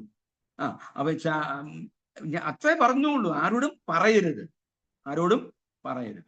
ചുരുക്കം പറഞ്ഞാൽ കല്യാണത്തിന് പോകാൻ വേണ്ടി ഇറങ്ങി 2 പുള്ളിയും കൂടി കല്യാണത്തിന് പോകാതെ എന്ത് ചെയ്യുക, 2 വഴിക്ക് പോകേണ്ടതാണ്. പിന്നെ അടിയായി, ബഹളമായി. ഇനി നിനക്ക് എന്നോട് പറയാത്ത എന്തെങ്കിലും കാര്യം, എന്താ ഈ കാര്യം എന്തുകൊണ്ട് എനിക്ക് എന്നോട് പറയാൻ പറ്റും? പെങ്കൊച്ചു സത്യ പറഞ്ഞത്, ആരോടും പറയരുത്, ആരോടും പറയരുത്. മനസ്സിലായി? നിസാര ചെറിയൊരു സംശയം മതി. നമ്മളെ ഈ വിശ്വാസം തെറ്റിക്കാൻ വേണ്ടി ഞാൻ ഉദാഹരണം പറഞ്ഞത് കേട്ടോ, ചെറിയൊരു സംശയം മതി. ശ്രദ്ധിച്ചേ, ഈ പടക് ഞാൻ പറഞ്ഞത്, നമ്മളെ ഒരു സംശയം കൊണ്ടെന്നാണ് പലപ്പോഴും നമ്മളെ വിശ്വാസത്തെ തെറ്റിക്കുന്നത്. നമ്മൾ വായിക്കുന്നത് ഇങ്ങനെയാണ്: അക്കരയ്ക്ക് പോകാം എന്നവര് തീരുമാനിക്കുന്നു, പടക് കയറുന്നു, പിന്നെ വെള്ളം കയറുന്നു, പടക് മുങ്ങുമാറായി എന്നാ വായിക്കും, അല്ലേ? മുങ്ങി എന്ന് വായിക്കുന്നുണ്ടോ? നിങ്ങൾ വായിക്കുന്ന ഭാഗം, വെള്ളം കയറിയിട്ട് മുങ്ങുമാറായി. മുങ്ങിയോ? ഇല്ല. മുങ്ങുമാറായപ്പോഴേ യേശു നല്ല ഉറക്കമാണ്, നല്ല കാര്യം. യേശു ഉറങ്ങും പലപ്പോഴും. എന്ന് പറഞ്ഞാൽ ഈ ബഹളം എല്ലാം കേട്ടിട്ട് എന്ത് ചെയ്യുക? സത്യം പറഞ്ഞാൽ ഇപ്പം കുറെ നാളായിട്ട് യേശു എല്ലാ സഭയിൽ കിടന്ന് ഉഗ്രൻ ഉറക്കാം, പൂക്കിറ്റി ഉറക്കം, ഞങ്ങളുടെ നാട്ടിൽ പറയും പൂക്കിറ്റി ഉറക്കം. എന്ന് പറഞ്ഞാൽ ഉറക്കം എന്ന് പറഞ്ഞാൽ വെള്ളം കോരി ഒഴിച്ചാൽ പോലും അറിയാത്ത രീതിയിൽ കിടന്ന് കൂർക്കം വലിച്ച് ഉറങ്ങും. എന്തെല്ലാം നടക്കുന്നല്ലേ? കേരളം തന്നെ 5ഉം 6ഉം ആയിട്ട് സ്റ്റേറ്റ് ആയിട്ട് കീറി വെച്ചിരിക്കുന്ന ഒരവസ്ഥ. പോട്ടെ. അങ്ങനെ നല്ല ഉറക്കമാണ്. ആ സമയത്താണ് മുങ്ങുമാറായി. ശ്രദ്ധിച്ചേ, പടം എങ്ങനെയാ? മുങ്ങുമാറായി. മുങ്ങിയോ? ശ്രദ്ധിച്ചേ, മുങ്ങിയോ? മുങ്ങിയില്ല, മുങ്ങുമാറായി. അപ്പൊ തന്നെ ഇവര് വിളിക്കുന്നു, നാഥാ, മരിച്ചു പോകും, ചത്തുപോകും, നിനക്ക് ഞങ്ങളെ കുറിച്ച് വിചാരമില്ലയോ? എന്തെല്ലാം ബഹളമായിരുന്നല്ലേ? യേശു എഴുന്നേറ്റിട്ട് ചെയ്ത കാര്യം വെള്ളം കളയാൻ പറയായിരുന്നില്ല, മറിച്ച് ഈ കടലിനെ ഇളക്കിയ ഒരു മൂലകാരണമുണ്ട്. അതാ കാറ്റിനെ ശാസിച്ചു, കടലെ ശാന്തമാകാമെന്ന് കൽപ്പിച്ചു. കാറ്റിനെയാണ് ശാസിക്കുന്നത്. കാറ്റാണ് ഈ വെള്ളത്തെ ഇളക്കി വള്ളത്തിൽ വെള്ളം കയറ്റിയത്. കാറ്റായതുകൊണ്ട് മൂലകാരണമായിരിക്കുന്ന വെള്ളത്തെ ഈ പിശാചിനെ അല്ലെങ്കിൽ വെള്ളത്തെ യേശു എന്നിട്ട് ശാസിച്ചു. പിന്നെ കടലിനോട് ശാന്തമാകാൻ പറഞ്ഞു. ഞാൻ പറഞ്ഞ ആശയം മനസ്സിലായോ? ഈ മുങ്ങുമാറായി എന്ന് തോന്നിപ്പിക്കും. ഇപ്പൊ മുങ്ങും. നമ്മൾ ഈ പടിഞ്ഞാറൻ മേഖലയിൽ, ഞങ്ങളുടെ കുട്ടനാട് ഇവിടെ ഈ കുമരകം ഭാഗത്തൊക്കെ കട്ടകുത്തി അല്ലെങ്കിൽ വലിയ നെല്ലുമൊക്കെ ആയിട്ട് പോകുന്ന വലിയ കെട്ടുവള്ളങ്ങളുണ്ട്. വലിയ വള്ളങ്ങൾ, എത്ര ടണ്ണ് അത് കയറ്റുന്നു, 10 ടണ്ണൊക്കെ കയറ്റുന്ന വലിയ കെട്ടുവള്ളങ്ങൾ. ആ വള്ളവും വെള്ളവും തമ്മിൽ എന്ത് ചെയ്യുക? ഒരു വ്യത്യാസവും. ഇപ്പം മുങ്ങും എന്ന് പറയും. ആ ചെറിയ ആ സൈഡിലൂടി, അതിന്റെ പിടിയിലൂടി, അല്ലെങ്കിൽ അതിന്റെ ആ വള്ളത്തിന്റെ ചെറിയ തടിയിലൂടി എന്ത് ചെയ്യുക? ഇത് ഓടിക്കുന്ന അല്ലെങ്കിൽ തുഴക്കാരൻ അങ്ങോട്ടും ഇങ്ങോട്ടും നടന്നു പോകും. ഒന്ന് അങ്ങോട്ടെന്ന് പറഞ്ഞാൽ ഇങ്ങോട്ടെന്ന് പറഞ്ഞാൽ എന്ത് ചെയ്യുക? ഇത് വെള്ളത്തിൽ പോകും എന്ന് നമുക്ക് തോന്നാമെങ്കിലും ഇത് ബാലൻസ്ഡ് ആയിട്ടാണ് പോകുന്നത്. പക്ഷേ പലപ്പോഴും നമ്മുടെയൊക്കെ ജീവിതത്തിൽ ഇത് തന്നെയാണ്, തോന്നിപ്പിക്കും. ഇപ്പൊ മുങ്ങുമാറാക്കും. അപ്പൊ കഷ്ടത മുങ്ങുമാറാക്കുമ്പോൾ സംശയ നിവാരണമാണ്. മുമ്പേ പറഞ്ഞ പോലെ ആരോടും പറയരുത് എന്ന ഒരു ഒറ്റ വാക്ക്, ആ വാക്ക്, അത്തരം ചിന്തകൾ, ലളിതമായ ചിന്തകൾ നമ്മൾ കൊണ്ടുവന്ന് ഇപ്പോൾ മുങ്ങിപ്പോകും എന്ന് നമ്മളെ തോന്നിപ്പിച്ചാണ് നമ്മളെ പരാജയപ്പെടുത്തുന്നത്. ശ്രദ്ധിച്ചേ, നമ്മൾ മനസ്സിലാക്കേണ്ട ഏറ്റവും പ്രധാനപ്പെട്ട കാര്യം, നമ്മൾ ഈ പ്രത്യക്ഷങ്ങളെ അല്ല നമ്മൾ ശാസിക്കുകയും അല്ലെങ്കിൽ അതിനെ കീഴ്പ്പെടുത്തുകയും ചെയ്യുന്നത്, മറിച്ച് മൂലകാരണത്തെ. പനി വന്നാൽ പനിയെ നമ്മൾ ശാസിക്കണമെന്നില്ല, മറിച്ച് പനി ഉണ്ടാക്കിയ ഒരു രോഗാത്മാവുണ്ട്, ഒരു രോഗം കൊണ്ടൊരു ആത്മാവുണ്ട്, അതിനെ ശാസിക്കണം. മനസ്സിലായോ? നമുക്കൊരു ബുദ്ധിമുട്ടുണ്ടായാൽ എന്താണ്, ഇപ്പം അല്ലെ സാമ്പത്തിക കടഭാരങ്ങൾ മാറിപ്പോകട്ടെ എന്ന് പറയാതെ, സാമ്പത്തിക കടഭാരങ്ങൾ കൊണ്ടുവന്ന ഒരു മൂലകാരണമുണ്ട്, ഒരു വ്യക്തിയുണ്ട്, ഒരു ശക്തിയുണ്ട്, ഒരു മൂലകാരണമുണ്ട്. ആ മൂലകാരണത്തെ നമ്മൾ എന്ത് ചെയ്യണം? ശാസിക്കണം. ഈ ഗ്ലോറി പറയാൻ തോന്നുന്നുണ്ട് ആർക്കെങ്കിലും ഇവിടെ? ഗ്ലോറി എന്ന് പറയാൻ തോന്നുന്നുണ്ടോ ഇപ്പം ഈ ദൂത് കേട്ടിട്ട്? ഞാൻ പഠിപ്പിക്കുകയാണേ, നിങ്ങൾ ദൂതും ഇടയ്ക്കൊക്കെ പറഞ്ഞുകൊണ്ട് വരുന്നുണ്ട് കേട്ടോ. ഞാൻ പറഞ്ഞ ആശയം മനസ്സിലായോ? നമ്മൾ ഒരു വിശ്വാസത്തെ നമ്മൾ ശരിക്കും പ്രായോഗിക തലത്തിൽ പ്രാക്ടിക്കൽ ആകേണ്ടത് ഇത്തരത്തിലുള്ള പരീക്ഷണങ്ങളിലൂടെയാണ്. നമുക്കൊരു ഇപ്പം തകർന്നു പോകും തോന്നുമ്പോഴോ, ഞാൻ പറഞ്ഞ അച്ഛനോട് നമ്മൾ ഇങ്ങോട്ട് പോകണ്ടാണ്, അല്ലേ, എടുക്കണ്ടാണ്, അല്ലേ? അല്ല, കഷ്ടത എന്ന് പറയുന്നത് ചില നിന്നെ തകർക്കും എന്ന് പറയാനുള്ള ചില അവകാശവാദങ്ങളെ ഒളിക്കാൻ വേണ്ടിയാണ്. നമ്മളൊന്ന് സ്റ്റഡിയായിട്ട് നിന്നേ, നമ്മളൊന്ന് നേരെ നിന്നേ, നമ്മൾ അറിഞ്ഞ വിശ്വാസത്തെ ഒന്ന് ഉറക്കെ പ്രഖ്യാപിച്ചേ. നിങ്ങളൊന്ന്, ഇപ്പം ഉദാഹരണത്തിന്, നമ്മൾ പല കാര്യങ്ങളും ചെയ്യാൻ മടിയുള്ളവരാണ്. കാരണം നമ്മൾ ഈ പെന്തക്കോസുകാരായി, പ്രത്യേകിച്ച് നമ്മൾ ഈ പ്രത്യേകിച്ച് ഒരു ചട്ടക്കൂടിലുള്ള സഭയിലായതുകൊണ്ട്, നമ്മൾ IPC ആണ്, നമ്മൾ ചർച്ചക്കോടാണ്, ഷാരോനാണ്, അത് അങ്ങനെയുള്ള വലിയ മുൻനിര സഭകളിലുള്ളത് കൊണ്ട് പലപ്പോഴും പല കാര്യങ്ങളും ചെയ്യാൻ നമുക്ക് പഠിക്കാം പ്രാക്ടിക്കലായി. ഞങ്ങളൊരു പുതിയ സ്ഥലത്ത് താമസിക്കാൻ വേണ്ടി ചെന്നപ്പം ഞങ്ങൾ ജനിച്ചു വളർന്ന ഒരു കര തന്നെയാണ്. പക്ഷേ ഞങ്ങൾ രാത്രിക്ക് ഞാൻ ഈ ഡ്യൂട്ടി കഴിഞ്ഞ് അല്ലെങ്കിൽ യോഗ കഴിഞ്ഞ് വരുമ്പോൾ അന്ന് വണ്ടിയില്ല. നടന്നു വരും 11 മണിക്ക് വരും, 12 മണിക്ക് വരും. ഞങ്ങൾ ഈ പ്രോഗ്രാമിന് പണ്ട് പോകുമ്പം 1 മണിക്കും 2 മണിക്കൊക്കെ വീട്ടിൽ വരുന്ന ആളുകളാണ്. അപ്പം രാത്രിക്ക് സഞ്ചാരം അതൊരു പേടിയില്ലാത്തത് കൊണ്ട് ഇങ്ങനെ സഞ്ചരിക്കുന്ന ഒരാളാണ്. പലപ്പോഴും ഈ വെള്ളം അടിച്ചിമാരെല്ലാം നമ്മളെ ഭയങ്കര ഭീഷണിയും ഭയങ്കര പരിപാടിയൊക്കെ. വെള്ളം കഴിയുമ്പോൾ രാവിലെ എന്ന് പറയും ഞാൻ ഇന്നയാളാണെന്ന് പറഞ്ഞ് അവരെ ബോധ്യപ്പെടുത്തുമെങ്കിലും വൈകിട്ട് പിന്നെ നമ്മൾ ഭയങ്കര പ്രശ്നമാണ്. പിന്നെ അവിടെ ഒരു വല്ലാത്തൊരു അന്ധകാര ശക്തികൾ എന്നെനിക്ക് ബോധ്യമായതുകൊണ്ട് രാവിലെ 5 മണിക്ക് നടക്കാൻ ഇറങ്ങുമ്പം ഞാൻ ഒരു കുപ്പി വെള്ളം പ്രാർത്ഥിച്ചെടുക്കും. ഞാൻ നടന്നു പോകുന്ന ആ വഴിയിലൊക്കെ അത് തളിച്ച് യേശുവിന്റെ രക്തം പറഞ്ഞ് അല്ലെങ്കിൽ നാമം പറഞ്ഞ് തളിച്ച് പ്രാർത്ഥിക്കാൻ തുടങ്ങി. അങ്ങനെ 1 മാസം ഞങ്ങൾ അവിടുന്ന് പോരുന്നവരെ അവിടെ ഒരു ബുദ്ധിമുട്ടും ഒരു തൊട്ടപ്പുറത്തല്ല അവിടെ ഇവിടെ എല്ലാം അമ്പലം നമുക്ക് പേടിയല്ല, അല്ലാതെ ചില ശക്തികളും ചില ആരാധനകളും ഒക്കെ ഉള്ള ഒരു സ്ഥലത്ത് തൊട്ട രണ്ട് പറമ്പിപ്പുറം ഞങ്ങൾ താമസിച്ചത്. കോട്ടയം ടൗണിനടുത്താണ്. അപ്പൊ ഞാൻ പറഞ്ഞത്, അപ്പൊ ഞാനത് ഇതങ്ങ് പ്രാക്ടിക്കൽ ചെയ്തു. ഇതിപ്പം പലപ്പോഴും പല കാര്യങ്ങളിലും ഇത്തരം പ്രാക്ടിക്കലായിട്ട് ചെയ്യുന്ന ഒരാളാണ് ഞാൻ. വെള്ളം പ്രാർത്ഥിക്കുകയോ അല്ലെങ്കിൽ എണ്ണ പ്രാർത്ഥിച്ച് തേക്കുകയോ വെള്ളം പ്രാർത്ഥിച്ച് കുടിക്കുകയോ അല്ലെങ്കിൽ പിള്ളേർക്ക് കൊടുക്കുകയോ ഒക്കെ ചെയ്യുന്നു. ഞാൻ പറഞ്ഞത് നമുക്ക് പലപ്പോഴും ഇത് പ്രാക്ടിക്കൽ ചെയ്യാൻ മടിയാ. ഞാൻ ചോദിക്കട്ടെ, ജീവിക്കാൻ നമുക്ക് ശ്വാസം വേണ്ടേ? വേണോ? ആലിസ് തമ്പി എന്ന സിസ്റ്ററെ വേണോ? അതെ, തലയടിക്ക് അവിടെ ഒന്നുണ്ട്. വേണോ അക്ഷ രാണി വേണോ? ഈ ശ്വാസം വേണോ? നിങ്ങൾ ശനിച്ച ശ്വാസം വേണ്ടേ? നമ്മൾ തീരുമാനിക്കുക ഞാൻ വലിക്കുന്നില്ല, വായിക്കടെ ശ്വാസം വലിക്കുന്നില്ല, മുക്കിക്കടെ വലിക്കുന്നില്ല എന്ന് പറഞ്ഞ നമ്മളങ്ങ് പിണങ്ങുക ശ്വാസത്തോട്. ഉടൻ തന്നെ ഞാനിച്ചാനോ ഞാനോ ഉടനെ അല്ലെങ്കിൽ ഷായി പാസ്റ്റർ ഒരു കുറിപ്പിടും, നമ്മുടെ ഇന്ന വിദ്യാർത്ഥി ചില സാങ്കേതിക കാരണം അറിയില്ല, പുള്ളിക്ക് പിണങ്ങിയാണെന്ന് തോന്നുന്നു, ശ്വാസത്തോട് പിണങ്ങിയാണെന്ന് തോന്നുന്നു, ഈ ലോകത്ത് നിന്ന് മാറ്റപ്പെട്ടു. നമ്മുടെ കുടുംബത്തിന്റെ ആദരാഞ്ജലികൾ അർപ്പിക്കുന്നു. നമുക്കാരെല്ലാം കൂടി വന്ന് പ്രാർത്ഥിച്ച് പെട്ടിക്കകത്ത് കയറ്റി എന്ത് ചെയ്യും, നമ്മളെ വായിക്കുകയും. നമ്മളൊന്ന് പിണങ്ങി നോക്കിയാൽ, ശ്വാസത്തോട് പിണങ്ങി നമ്മളെന്ത് ചെയ്യാം? നമ്മൾ ആരും പിണങ്ങാറുണ്ടോ? പ്രാക്ടിക്കലി പിണങ്ങാറുണ്ടോ? ഇല്ല. ഞാൻ ചോദിക്കുന്നത്, പിന്നെ എന്തുകൊണ്ട് നമുക്ക് പല കാര്യങ്ങളും നീ ശാസിക്ക്, നീ രോഗങ്ങളുമേ അധികാരം പറ, നീ ഭൂതങ്ങളുമേ ശ്വാസിക്ക്, നീ ചവിട്ട് എന്നൊക്കെ പറഞ്ഞ് ഈ വചനം പറയുന്ന പല കാര്യങ്ങളും എന്തുകൊണ്ടാണ് നമ്മൾ പറയാൻ മടിക്കുന്നത്, ചെയ്യാൻ മടിക്കുന്നത്? നമ്മളങ്ങ് പറയാം, നമുക്ക് നാണോ ചിലപ്പോൾ, അല്ലേ?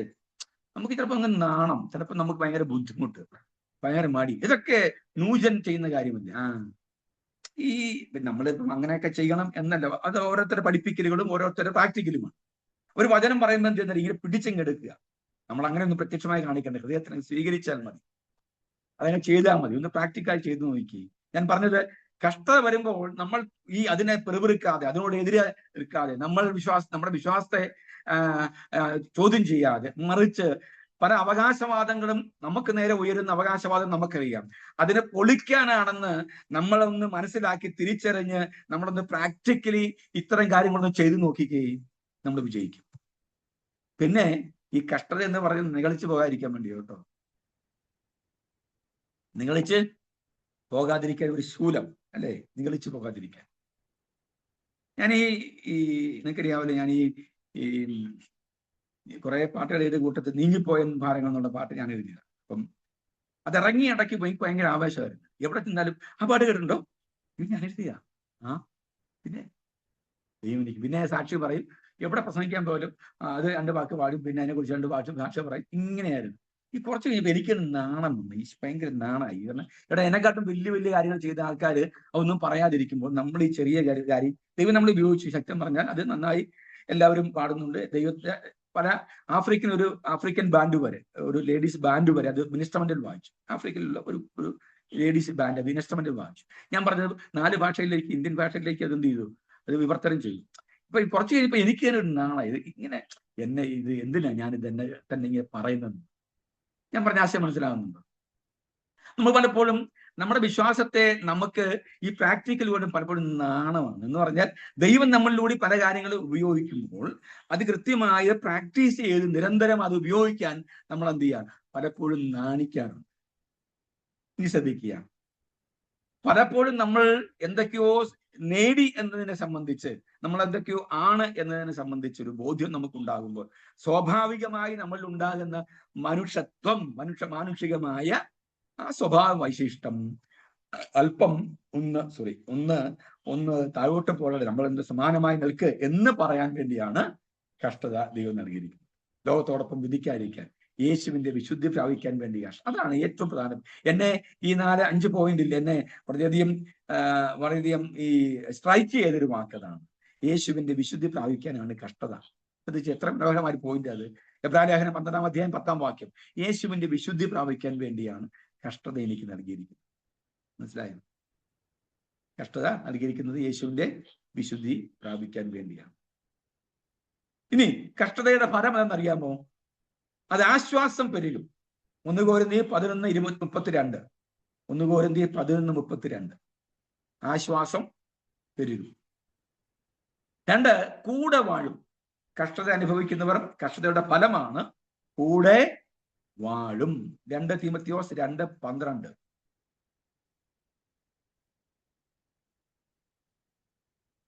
കൂടെ വാഴും. യാക്കോബിന്റെ ലേഖനം 5-ാം അധ്യായം 10-ാം വാക്യം. ദീർഘക്ഷമയ്ക്ക് ദൃഷ്ടാന്തമാകും. ദീർഘക്ഷമയ്ക്ക് ദൃഷ്ടാന്തമാകും.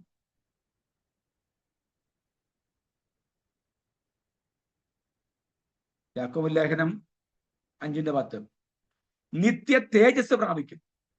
നിത്യ തേജസ് പ്രാപിക്കും. 1 പത്രോസ് 5:10.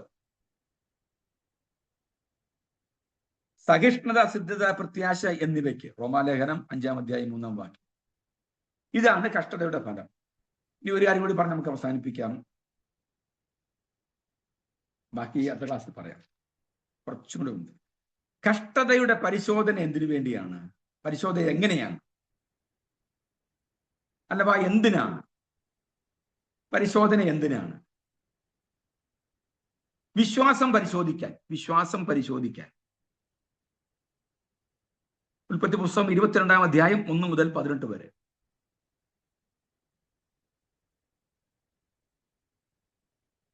ഇരുപത്തിരണ്ട് 1 മുതൽ 18 വരെ. വിശുദ്ധീകരിക്കാൻ. വിശുദ്ധീകരിക്കാൻ. മലാക്കി 3:3-4. മലാക്കി 3:3-4. 1 പത്രോസ് 1:6-9. 6 മുതൽ 9 വരെ. 1 പത്രോസ് 1:6 മുതൽ 9 വരെ. 3, സ്ഥിരത വളർത്താൻ. സ്ഥിരത വളർത്താൻ. യാക്കോബൻ ലേഖനം 1-ാം അധ്യായം 3, 4, 12. സ്ഥിരത വളർത്താൻ. യാക്കോബ് 1:3, 4, 12. സങ്കീർത്തനം 66, 10 മുതൽ 12 വരെ വായിക്കുമ്പോൾ നല്ല നിലയിലാകാൻ. നല്ല നിലയിൽ, നല്ല വ്യക്തിത്വം ഉണ്ടാകാൻ, നല്ല നിലയിലാകാൻ. ഇതാണ് പരിശോധന എന്ന് പറയുന്നത്. ഒരു കാര്യം കൂടി പറഞ്ഞ് നമുക്ക് ആ പോയിന്റ് അങ്ങ് അവസാനിപ്പിക്കാം. ഇനി 5-ാമത്തെ ഒരു പോയിന്റ് കൂടി പറഞ്ഞ് നമുക്ക് 5, 6, 7 3 പോയിന്റും കൂടി അതിനകത്തുണ്ട്. നമുക്ക് ഈ കഷ്ടതയുടെ ഒരു മിനിറ്റ്. സങ്കീർത്തനം ഏത് പറഞ്ഞ്? 66, 10 മുതൽ 12 വരെ. ഇനി താങ്ക് യു. പരിശോധനയോടുള്ള സമീപനം എങ്ങനെയായിരിക്കണം? നമ്മുടെ സമീപനം എങ്ങനെയായി ശ്രദ്ധിച്ചേ. അത് വളരെ പ്രധാനപ്പെട്ട ഒരു കാര്യമാണ് കേട്ടോ. എഴുതിക്കൂ. അവയെ പ്രതീക്ഷിക്കണം. എപ്പോഴും കഷ്ടതയെ എപ്പോഴും പ്രതീക്ഷിക്കണം. പോസ്റ്റപ്രവൃത്തി 14:22. പോസ്റ്റപ്രവൃത്തി 14:22.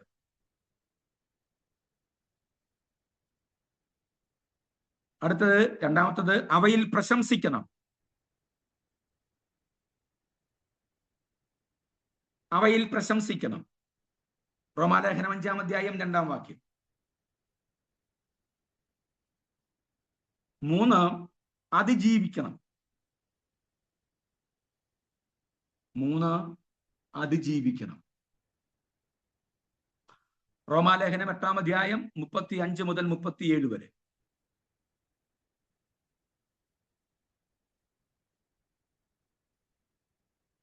റോമാലേഖനം 8-ാം അധ്യായം 35 മുതൽ 37 വരെ. 4, സന്തോഷിക്കണം.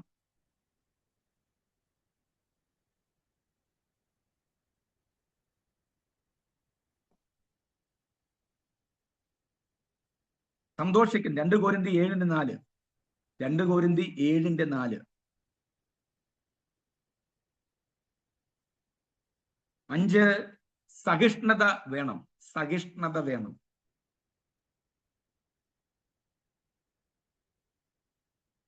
2 കൊരിന്തി 12:12.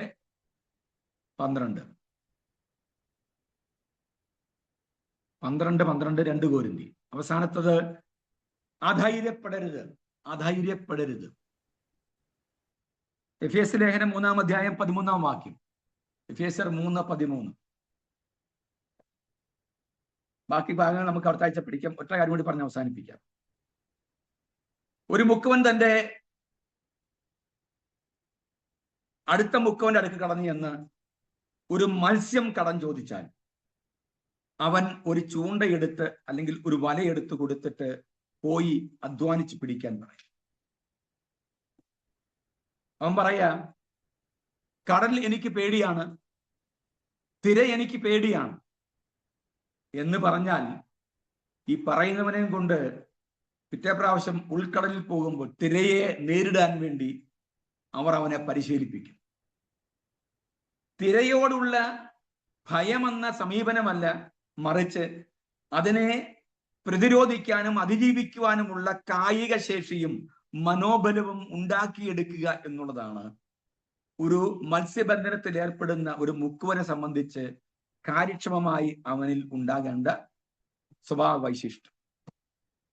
അല്ലാതെ കടം ചോദിക്കുമ്പോൾ ഒരു മത്സ്യം കൊടുത്തിട്ട് വീണ്ടും ഒരു മത്സ്യം തേടിപ്പോകാൻ കടം ചോദിച്ച് ആ തുറ മുഴുവൻ നടക്കാനുള്ള ഒരുവനായിട്ട് മാറ്റുകയല്ല, മറിച്ച് അവനെ തിരകളോട് എതിർക്കാനുള്ള കായബലവും മാനസിക ആരോഗ്യം ഉണ്ടാക്കിയെടുക്കുകയാണ് ഓരോ മുക്കുവന്മാരും ചെയ്യുന്നത്. ചെറുപ്പം മുതലേ, കുഞ്ഞുങ്ങളായിരിക്കും മുതലേ കടലിൽ കൊണ്ടുപോയി കടലിൽ വലിച്ചെറിഞ്ഞ് നീന്താൻ പഠിപ്പിക്കുകയും അവരെ ജോലിക്ക് പോകുമ്പോൾ അവരോടൊപ്പം കൊണ്ടുപോയി കടൽ എന്ന് പറയുന്നത് തങ്ങൾക്ക് കീഴ്പ്പെടുത്താൻ കഴിയുന്നതാണെന്ന് തിരിച്ചറിയാൻ അവരെ പ്രാപ്തരാക്കുക എന്ന് പറഞ്ഞാൽ ഒരു സാമാന്യ ജ്ഞാനം നമുക്കുണ്ടാകേണ്ടത്, ഒരു സാമാന്യ ബോധം നമുക്കുണ്ടാകേണ്ടത്, നീതീകരിക്കപ്പെട്ട വ്യക്തിയായ നമ്മൾക്കുണ്ടാകേണ്ടത്, ദൈവമക്കളായ നമുക്കുണ്ടാകേണ്ടത്, പാപം ക്ഷമിക്കപ്പെട്ടവരായി ദൈവത്തോടൊപ്പം നിൽക്കുന്നവരായി നമുക്കുണ്ടാകുന്നത്. കഷ്ടത എന്ന് പറയുന്നത് നമ്മളെ കീഴ്പ്പെടുത്താനല്ല, നമുക്ക് കീഴ്പ്പെടുത്താൻ കഴിയുന്ന കേവലം നമ്മുടെ വാക്കുകൾക്കോ നമ്മുടെ അധികാരങ്ങൾക്കോ നമ്മുടെ ജീവിതത്തിനോ കീഴ്പ്പെട്ടിരിക്കാൻ കഴിയുന്ന ഒരവസ്ഥയാണെന്ന് മാത്രം തിരിച്ചറിയണം. അതിനോടുള്ള സമീപനം ഭയമല്ല, മറിച്ച് അതിനെ കീഴ്പ്പെടുത്താനുള്ള കായബലവും കായിക ശേഷിയും മാത്രമല്ല, മനോബലം മാത്രമല്ല, ദൈവകൃപയും നമ്മൾ പ്രാപിക്കുക എന്നുള്ളതാണ് ദൈവം നമ്മളെ കുറിച്ച് ആഗ്രഹിക്കുന്നത്. ഇന്നത്തെ ക്ലാസ് ഞാൻ അവസാനിപ്പിക്കുന്നു. ഇത്തരത്തിലുള്ള ഒരു നല്ല ബോധ്യമുള്ള ക്രിസ്ത്യജീവിതം, കഷ്ടത വരട്ടെ, ബുദ്ധിമുട്ടട്ടെ, പ്രയാസമുണ്ടാകട്ടെ എന്നൊക്കെ നമുക്ക് പറയാൻ പറ്റും. വിൽസൻ എഴുതിയ പോലെ കഷ്ടങ്ങൾ സാരമില്ല എന്ന് അദ്ദേഹം എഴുതിയപ്പോൾ ഒരാൾ പറഞ്ഞു അദ്ദേഹത്തിന് കുഴപ്പമൊന്നുമില്ല, അദ്ദേഹം കുറെ നാൾ ഗൾഫിലായിരുന്നു, പിന്നെ ഇവിടുത്തെ വില്ലേജ് ഓഫീസർ ആയിരുന്നു, ഇപ്പം പെൻഷൻ കിട്ടുന്നുണ്ട്, ഗൾഫിൽ ജോലിയുണ്ട്, ഭാര്യ ഗൾഫിലായിരുന്നു, അവർക്ക് നല്ല കഷ്ടപ്പാടും ബുദ്ധിമുട്ടും നല്ല വീടുണ്ട്, എല്ലാം ഉണ്ട്. അതുകൊണ്ട് പുള്ളിക്ക് അങ്ങനെ പാടാം, നമുക്ക് അങ്ങനെ പാടാൻ പറ്റുമോ? നമ്മൾ അങ്ങനെ പാടണം. മനസ്സിലായോ? ഈ ഭാരം എല്ലാം വെച്ചോണ്ടാണ് ഞാൻ പാടിയത്, നീങ്ങിപ്പോയ എന്റെ ഭാരങ്ങൾ ഇപ്പോഴും ഭാരമാണ്. അത് നമ്മുടെ കഷ്ടത, നമ്മുടെ വരമാണ്. നമ്മൾ അതിനുവേണ്ടി നിൽക്കുന്ന ആളുകളെ ഞാൻ പറഞ്ഞ ആശയം മനസ്സിലാവുന്നുണ്ടോ? അപ്പൊ നമ്മൾ ഇതിനെയൊക്കെ എതിർക്കാനുള്ള, ശപിക്കാനല്ല, സ്വയം ശപിച്ച് നമ്മൾ ഇല്ലാതാകാനല്ല, നമ്മുടെ മൂല്യത്തെ ഇടിച്ചു താഴ്ത്താനല്ല, മൂല്യമില്ലാത്തവരെ തീരാനല്ല, നമ്മൾ ഏറ്റവും മൂല്യമുള്ളവരാണെന്ന് നമ്മൾ ഒരു തീയിലേക്ക് വലിച്ചെറിഞ്ഞ സ്വർണ്ണക്കട്ടി അതിന്റെ പദം വന്ന് അതിന്റെ കീടം മാറ്റി മാണിക്യമണിയായി പുറത്തു വന്ന് നല്ല ആഭരണമായി മാറുന്ന പോലെ കഷ്ടത എന്ന് പറയുന്നത് ഒരു ഉത്തമ വിശ്വാസിയായി തീർക്കാൻ ദൈവം നമുക്ക് നൽകുന്ന പാഠശാലയാണെന്നുള്ള തിരിച്ചറിവാണ് ഒരു വിശ്വാസിക്ക് നമുക്ക് ആവശ്യം, നീതീകരിക്കപ്പെട്ട വ്യക്തികൾക്ക് ആവശ്യം. അതാണ് 5-ാം അധ്യായം. 5-ാം അധ്യായത്തിലെ 2-3 പോയിന്റ് കൂടി നമുക്ക് അടുത്ത ക്ലാസ്സിൽ പഠിക്കാം. ദൈവം നമ്മെ സഹായിക്കട്ടെ. Okay, God bless you. Praise the Lord. വളരെ അനുഗ്രഹിക്കപ്പെട്ട രീതിയിൽ ക്ലാസ് എടുക്കുവാൻ കർത്താവിന്റെ ദാസനെ ഇന്നും ദൈവം സഹായിച്ചുവല്ലോ. പ്രത്യേക നന്ദി അറിയിക്കുന്നു. വളരെ ശക്തമായ ദൈവവചനം പഠിപ്പിക്കുവാൻ ദൈവം തന്നെ സഹായിക്കുന്നത് ഓർത്ത് സ്തോത്രം ചെയ്യുന്നു. ഹല്ലേലൂയ. കർത്താവ് എല്ലാവരെയും സഹായിക്കട്ടെ. വീണ്ടും നമുക്ക് അടുത്ത ദിവസങ്ങളിലുള്ള ക്ലാസ്സുകളിലൊക്കെ നമ്മുടെ അറ്റൻഡൻസ് കുറയുന്നുണ്ട്. കഴിവതും ആൾക്കാർ ജോയിൻ ചെയ്യുക. ദൈവം എല്ലാവരെയും സഹായിക്കട്ടെ. നമുക്ക് പ്രാർത്ഥനയോടെ ആശീർവാദത്തോടെ പിരിയാം. ആരെങ്കിലും ഒരാൾ അൺമ്യൂട്ട് ചെയ്തിട്ട് ചുരുക്കമായി പ്രാർത്ഥിച്ചാൽ. കർത്താവേ, സ്തോത്രം സ്തോത്രം. സ്നേഹവാനായ നല്ല ദൈവമേ, സ്വർഗീയ പിതാവേ, നല്ല സമയത്തിനായി നന്ദിയോടെ സ്തോത്രം. അനുഗ്രഹിക്കപ്പെട്ട പ്പെട്ട ഒരു ബൈബിൾ സ്റ്റഡി ഇന്ന് രാത്രികാലവും കർത്താവ് ഞങ്ങൾക്ക് നൽകിയതിനായ സ്തോത്രം. ഇതിന്റെ നടത്തിപ്പുകാർക്കായി ഞങ്ങൾ പ്രാർത്ഥിക്കുന്നു. എല്ലാ ശ്രേഷ്ഠ ദൈവദാസന്മാരെയും ഇത്രത്തോളം കർത്താവ് ദൈവവചനം പകർന്നു തരുവാൻ തക്കണം കർത്താവ് അവിടുന്ന് ബലപ്പെടുത്തിനായി ഞങ്ങൾ അങ്ങേ സ്തുതിക്കുന്നു. ഇതിൽ കർത്താവെ പ്രസൻസ് ആയിരിക്കുന്ന എല്ലാ മക്കൾക്കായി സ്തോത്രം. എല്ലാവരുടെ ഉള്ളത്തിൽ അത് ക്രിയ ചെയ്യുന്നതിനായി ഞങ്ങൾ അങ്ങേ സ്തുതിക്കുന്നു. ദൈവനാമ മൗത്തത്തിനായി കർത്താവെ ഞങ്ങളെ ഒരു പൊന്നു പോലെ കഷ്ടതയുടെ നടുവിൽ കൂടി ഞങ്ങളെ പുറത്തു കൊണ്ടുവരുവാൻ ഇന്ന് രാത്രികാലവും സ്വർഗം ഞങ്ങളോട് സംസാരിച്ചതിനായി സ്തോത്രം. മുന്നോട്ടുള്ള ഓരോ ക്ലാസ്സുകളും അനുഗ്രഹമാക്കി തീർക്കണം ദൈവം. എല്ലാ അനുഗ്രഹങ്ങളാലും ഈ കർത്താവെ ബൈബിൾ സ്റ്റഡിയെ ഇതിന്റെ നടത്തിപ്പ് എല്ലാ തലപ്പത്തായിരിക്കുന്ന എല്ലാ മക്കളെയും കർത്താവ് സഹായിക്കുമാറാണ്. പ്രത്യേകിച്ച് കർത്താവ് ലാലു പാസ്റ്റർക്കായി പ്രാർത്ഥിക്കുന്നു. ഇതിന്റെ കർത്താവ് എല്ലാ കാര്യങ്ങളും നന്നായി ചെയ്യുവാൻ ദേവദാസിനെ അധികമായി കർത്താവ് ഉപയോഗിക്കുമാറാണെന്ന് പ്രാർത്ഥിക്കുന്നു. ഇന്ന് പോൽക്കാലം കടന്ന എല്ലാ മക്കൾക്കായി സ്തോത്രം. പ്രാർത്ഥന കേട്ടതിനായി സ്തോത്രം. യേശുവിന്റെ നാമത്തിൽ തന്നെ amen. Amen. Thank you sister. ദൈവം സഹായിക്കട്ടെ. പിതാവായ ദൈവത്തിന്റെ സ്നേഹവും പുത്രനായ യേശു ക്രിസ്തുവിന്റെ കൃപയും പരിശുദ്ധാത്മാവിന്റെ സഹവാസവും സാന്നിധ്യവും ഈ ബൈബിൾ കോളേജിന്റെ പ്രവർത്തനങ്ങളോടും ഇന്ന് ക്ലാസ് എടുത്ത കർത്താവിന്റെ ദാസരോടും ഇന്നു മുതൽ എന്നേക്കും ഉണ്ടായിരിക്കുമാറാകട്ടെ. ഇന്നും ജയം ദൈവത്തിന് സ്തോത്രം ചെയ്യാം. ഹല്ലേലൂയ. എല്ലാവർക്കും നന്ദി. Good night. നാളെ വൈകിട്ട് കർത്താവിന്റെ ദാസൻ pastor Mathew P Thomas class എടുക്കുന്നതാണ്. എല്ലാ പ്രിയപ്പെട്ടവരും ജോയിൻ ചെയ്യുക. നാളെ വൈകിട്ട് 9 മണിക്ക് വീണ്ടും കാണാം. Good night. Thank you.